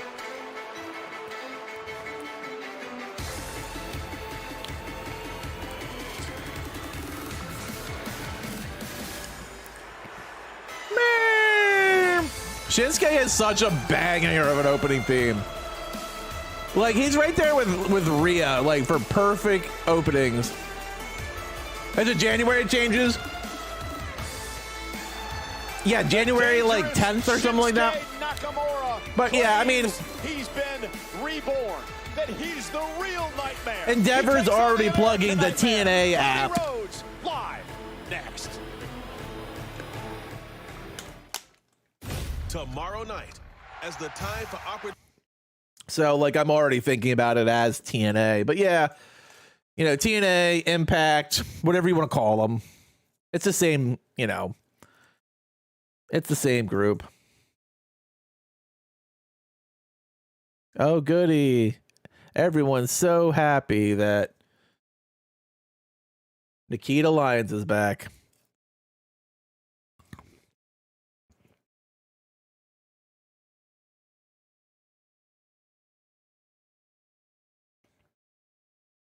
They still suck.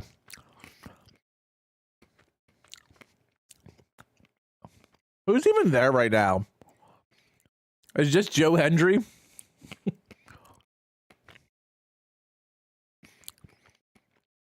I don't watch Impact at all.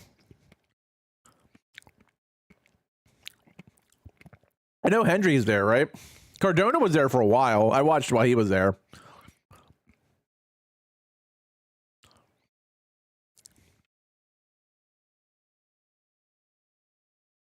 Motor City Machine Guns.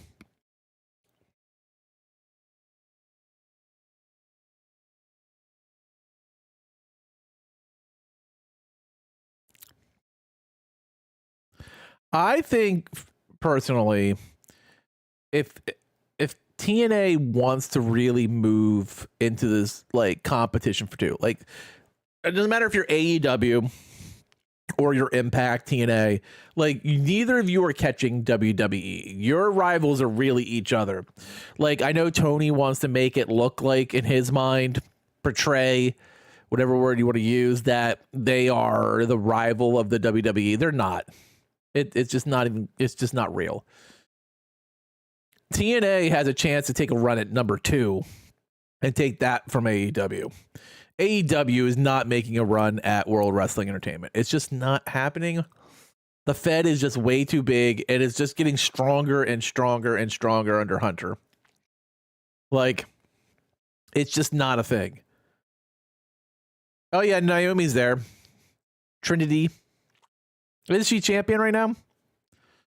Like, I could see them, like, I think they would make it be really smart for TNA to sign Nick Nemeth, aka Dolph Ziggler. I think he would be great for that locker room. He's always been known as a great locker room guy. And I think he would be great for that roster.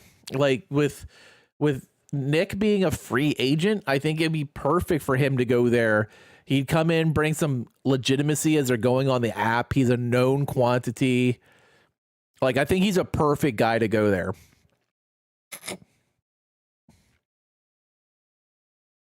Like, I think that's where he should go. Like, I understand his brother's in AEW, but let's be honest. Like, it's not like his brother gets a whole lot anyway. Like, I think he's better going to Impact and going for a much stronger push, probably a equal payday, and like be good for those younger wrestlers at Impact. That's just my opinion. And I like Nick. I think Nick's hilarious. I don't know if he has, like, I'm not sure he's right for AEW, but he could go there. I mean, a job's a job. It's a cold night in Cleveland, Ohio. Monday Night Raw is live, home of the Browns, playing pretty well. Cleveland Cavaliers and Donovan Mitchell. And also tonight, historic breaking news on Monday Night Raw. And if you're happy about it, if you're mad about it, you better learn to love it, because congratulations, Adam Pearce. The newest Raw superstar is named CM Punk. And CM Punk is home.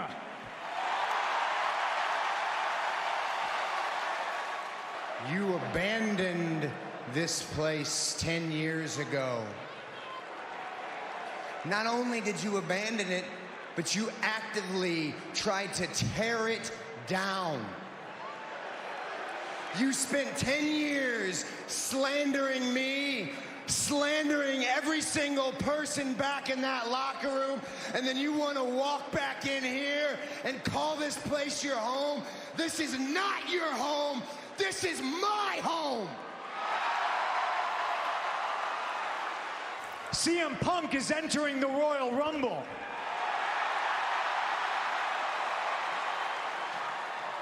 And when CM Punk wins, maybe, Seth, it's you he's coming after. This feud is going to be epic. Heinrich, ich gehe da raus und geniere mich. Ich habe gar nichts mehr zu sagen dazu. Mir reicht's. What? I want an Intercontinental Championship match. You are a pain in... You know what? You got it. I grant you another championship match under one condition. If I beat you again, which I will, you can never challenge for this beautiful title again as long as I am the champion. Deal. Done.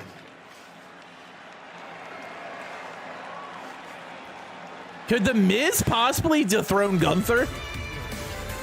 No. What? No. No. No. No. Maybe? Set for our main event. No. Possibly? Wrestling. Royal family.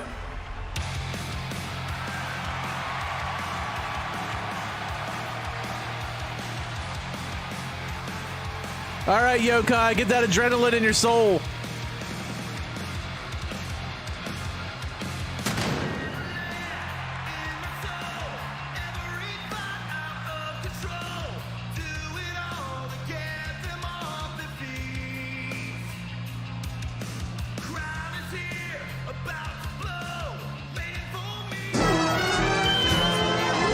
Yeah, it doesn't have the pop, Yokai. It's just not as strong. I see what you did there, but yeah, that one didn't bring it home. And his opponent from Atlanta, Georgia, weighing in at 222 pounds, the American Nightmare, Cody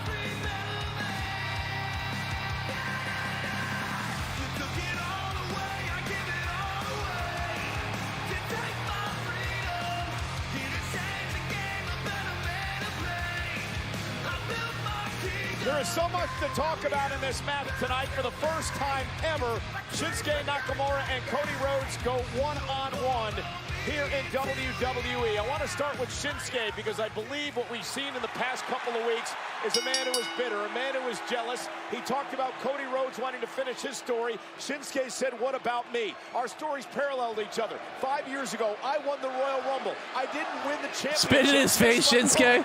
You want him to catch another mist? In my career. Well, it's about time Shinsuke Nakamura turned bitter and jealous, because 5 years is a hell of a long time to wait to try and complete your own story. And no, Cody Rhodes does not get to call dibs on fulfilling his childhood dream. That is open to everyone. If you want to fulfill it, outcompete everyone else in the locker room, including the likes of Shinsuke Nakamura. I love this new version of like these conversions to heels of long-time standing faces like Shinsuke and Drew have been written so well. He said, Cody, you want the admiration. Like, I feel like Hunter was like, what really do you think would be great? How do you think it would work if you went to the dark side? And I feel like he's really bringing that out of each other. In the past that has held Nakamura back, and now he's shed that skin of the past. He's more dangerous than he's ever been. And Cody Rhodes, Shinsuke ducked the right hand. Moved out of harm's way. Cody with a nice drop kick. These guys going reversal for reversal, stepping out of each other's maneuvers. First time they've ever encountered one another. Clearly studied up on their opponents, however. Two veterans of the game. You gotta wonder, is Cody completely focused on Nakamura tonight? You might dislike Nakamura's personality and actions. You have to respect his achievements and his abilities in that ring. Oh! With the right knee. Dumps Cody. Cody. And Shinsuke Nakamura taking control. This Cody's selling well. On Monday Night Raw.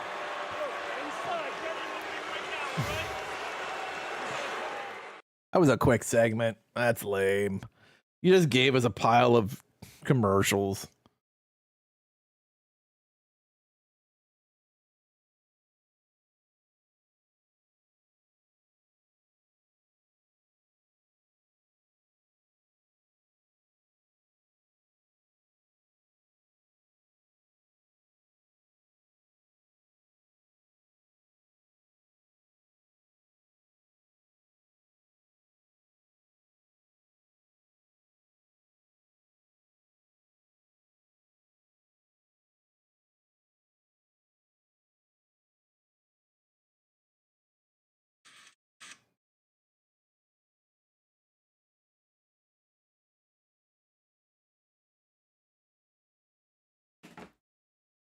Sorry, I was responding to a text message between the commercial break that my wife sent me.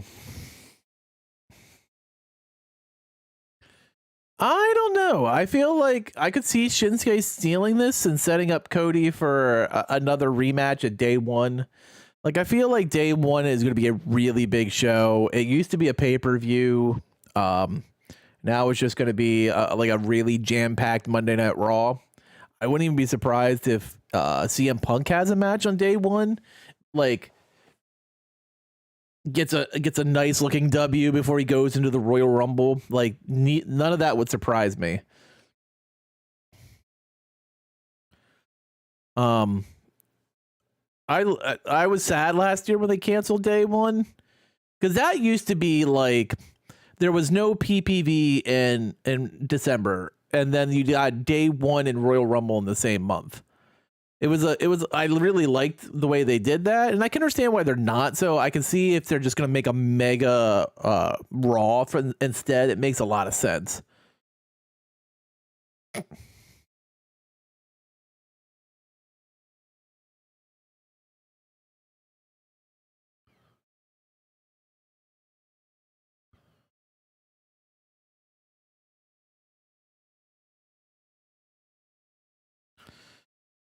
I have a feeling this isn't the end of like the whole Cody thing with Shinsuke. Like, I don't feel like all this build up with all these promos from Shinsuke is just getting tonight.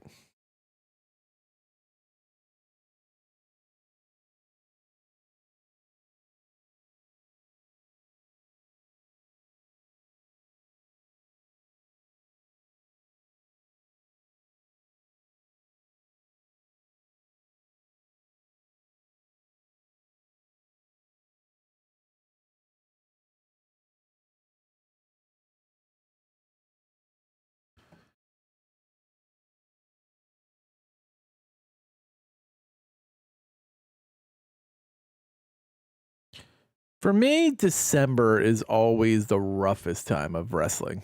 Because it's just kind of like, we have these mini feuds we're going to do, but like, that's it.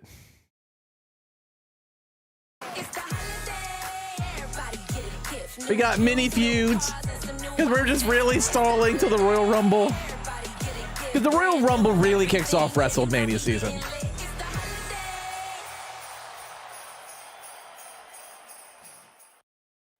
We're back live on Monday Night Raw. Good vibrations. Oh no! Vibrations, I guess you would say. For Shinsuke is still on the offensive. Dominating since before the commercial break. Attacking the throat with shot after shot over the past few minutes, and Cody's really starting to struggle at this point. And Nakamura. Knees to Rhodes, cover for the win, and a kick out. I was going to mention a bit earlier. Just the one count. He's got so much on his mind. He's talked a lot about the whole finishing the story thing. He heads into the Royal Rumble. He was the first man to declare for that. Cody is trying to win back-to-back Royal Rumbles when we head to Tampa Bay. Ooh, nice kick. Only 3 men in the history of WWE have ever been able to do that, and that's how difficult it is. Hulk Hogan, Stone Cold Steve Austin, the Heartbreak Kid Shawn Michaels, all 3 Hall of Famers, the only ones to ever win back-to-back Royal Rumbles. I didn't think Roman Reigns did it. I was right. When you were talking about that earlier, Yokai, I didn't think Roman won the Rumble 2 years in a row. But the pressure for Cody is he believes, Wade, that is his only path to being able to finish his story, winning the championship. And there's Cody with a big right hand to Shinsuke, and now Rhodes looking to rally. Off the second rope, Cody caught her. Didn't get any of it. No! Block, trying to turn it into an armbar. Completely scouted. Cody is trying his best to block this, preventing those legs of Nakamura getting extended. Manages to get his way out. Nice escape. Looking for crossroads. Nakamura trying to, now he's got the armbar in. Straight back into that armbar. What an incredible Shinsuke is all over Cody. Nakamura and Rhodes. Man with so many dangerous strikes, torturous submission holds. Cody knows all about it right now. Yeah, Cody trying to make it to a rope and force a break, and wise move by Rhodes there. Just see that Shinsuke didn't quite get full extension on that left arm. I kind of thought it was Hogan, but then I forgot all about it. I remember when Austin did it and Shawn. 2018. Oh, kick right to the back of the neck. Oh, they hear. This is vintage Shinsuke Nakamura. That sliding release German, and Nakamura's in control. Nakamura has done everything. Like, I remembered when Shawn did it. That was ridiculous. For becoming a world champion here in WWE. And that eats at him. That's what's driving Nakamura. I thought that might have been Hogan, but then I was like, Nakamura now solely focused. Oh, nice knee strike.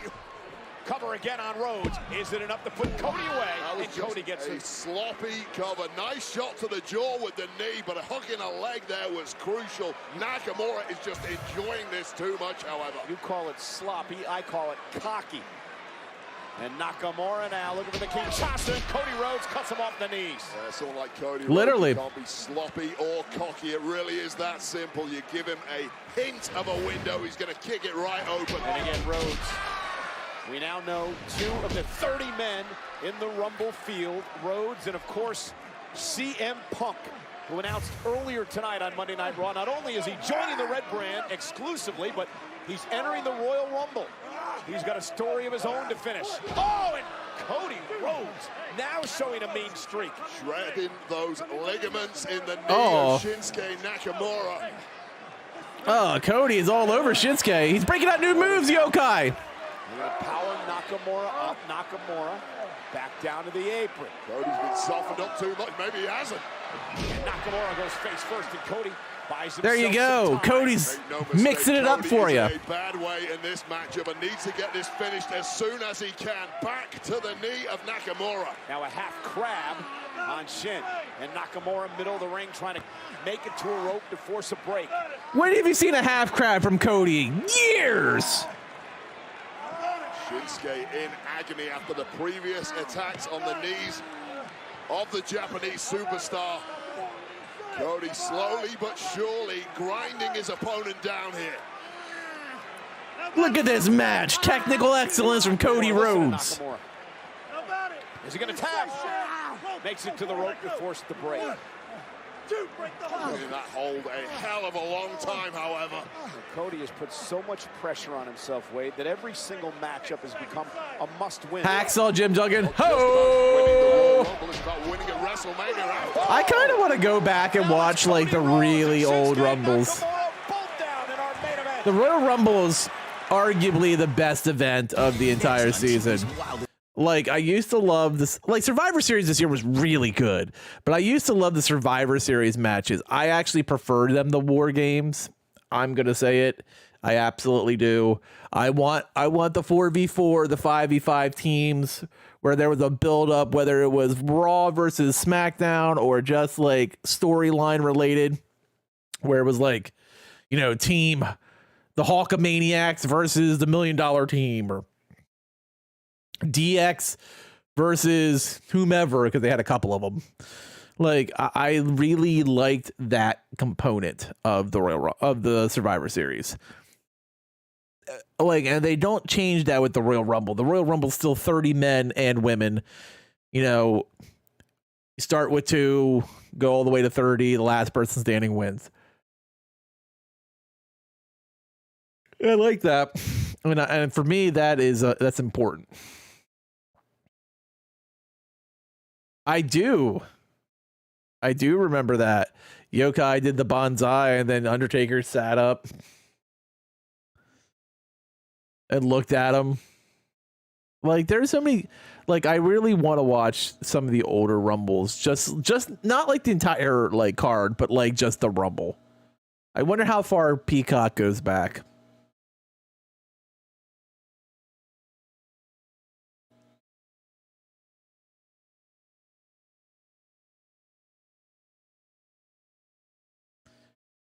Like, I wonder, like, if I typed in Royal Rumble on Peacock right now, like, how far would they go back?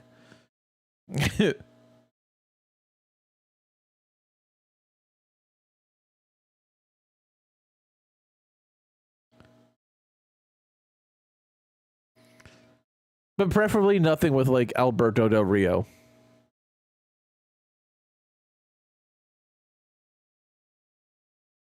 That is the one return I never want to happen with WWE. Like, I'm not usually against people. Like, I'm even like open to Nia Jax's return, but that is the one person I never want back.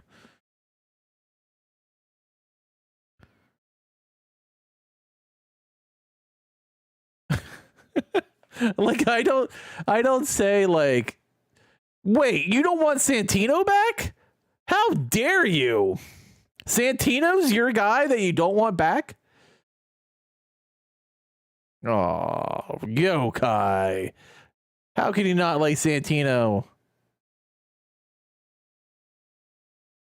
Oh, you want Santino Morelli back? Santino was great. Cobra was like the greatest. Like, his match with Mankind, when Sacco fought the Cobra, was like one of my favorite moments ever. Alberto Del Rio is like that one person I don't ever want back.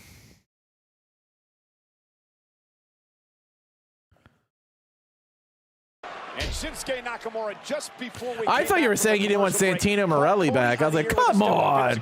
Cody stunned momentarily, and now both men down. I was like, this is our main event on Monday Night Raw tonight. Jam-packed here in Cleveland, Ohio. Shinsuke Nakamura said, "You want admiration, Cody. I freed myself of that burden. I draw my own destiny. I have been reborn." For Cody Rhodes, it's just continuing to plug away, continuing to build momentum, continuing to move on to the Royal Rumble, where he hopes to win back. I'd actually like a Shinsuke win here. And this here before the commercial break. Cody going I think Cody wins, though. Cody pulls a lot of dubs. Descended into a slugfest between these two. Both men must have very little left in the tank at this point. Hey! Ooh, hey, ooh. Both men digging down deep. Nakamura, though, with a nice combination. Stunning Cody. Cody, though. What a war of attrition this one has been. Ebbing and flowing. Now all the momentum back on the side of the American Nightmare. Cody's going a little deeper into the well tonight for you, Yokai. Exhaustion setting in what has been a great main event here tonight on Monday Night Raw. The exhaustion, the pain, the wounds of war. Both men softened up, and right now, a sleeper locked in by Shin. Nakamura. Will he get Cody to tap out or pass out? There's no way you can extricate yourself from a move like this. Cody Rhodes trying what he can, but Cody may be failing, trying to slip. The chin underneath there for protection, but Nakamura's got it locked in. It's okay, the people will power him up. Chin lock now applied to Cody Rhodes. Sleepers change to the chin lock. Rhodes now back to a vertical base with Nakamura on his back. Nakamura thought this one was over. And Cody. Desperation move there. Just as Nakamura was. He's ready. If he's hawking up. Cody Rhodes pulling off a power move here, dragging himself out of that predicament.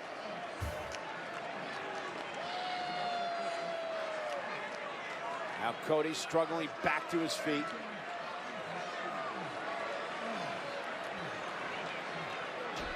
Nakamura. Oh, disaster kick.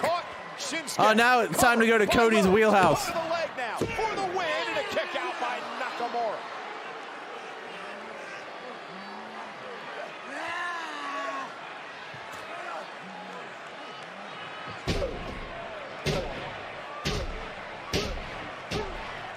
Cody Rhodes paying homage. Bionic elbow. The bionic elbow. Oh no. Cody's got Nakamura no right where he words. wants him here. Time to go in for the kill. Nakamura. Cody Cutter. And now Cody Rhodes off this beautiful Cody Cutter, looking to put Nakamura away. This place is coming unglued. Cody Rhodes hitting top gear at the right time. Looking for crossroads. Nakamura. Missed. The mist. This is the official to call for the ballot of disqualification, and Nakamura is not done yet. Shinsuke Nakamura now mauling Cody Rhodes. Oh no. Blinded by that red point. The old Mr. Rhodey. Cody's completely defenseless at the feet of Nakamura. He got him again. Cody had victory in sight. It was a Mr. Rhodes. Cody was going to put Nakamura away. Then he struck with a miss, did Shinsuke. And now Cody Rhodes is blinded, has no idea where he is. And Shinsuke's Nakamura having his way. Cody just trying to fight back, but he can't see. And now from behind, a despicable attack from behind. And a Kinshasa. This is over. To a blinded Cody Rhodes. Cody just isn't going to get to write his own story. The story is not getting written. Just too big. The miss. And Nakamura is making it clear nothing is off limits. The miss strikes once more. Bitter. He has been jealous. He claims that Cody Rhodes doesn't respect him. And Nakamura plans to show Cody no respect tonight. Now Shinsuke's really going for it. That respect into the American Nightmare. Cody The referees can't stop him. Someone please. It's the Creeds. Brothers, Brutus and Julius Creed. What an odd save. Cody Rhodes. What an odd finish. How does this play into anything?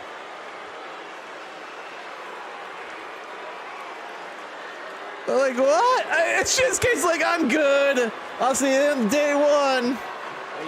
And a no DQ match. And who knows what damage he would have caused if it wasn't for the Creed brothers. Like, but why?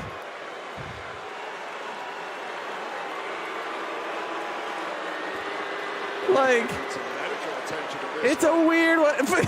He's just like, meh. Oh, you're such a super villain. Pathetic. It's been highly effective at derailing Cody Rhodes.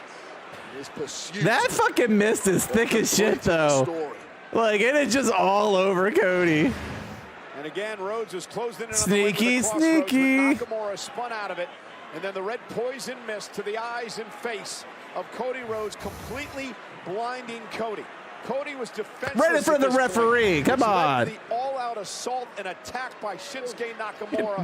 No crossroads is awesome. Before the Creed brothers came to Cody's aid. It was all over for Nakamura Like, in that match. I'm all for the save, but. Victory at that point.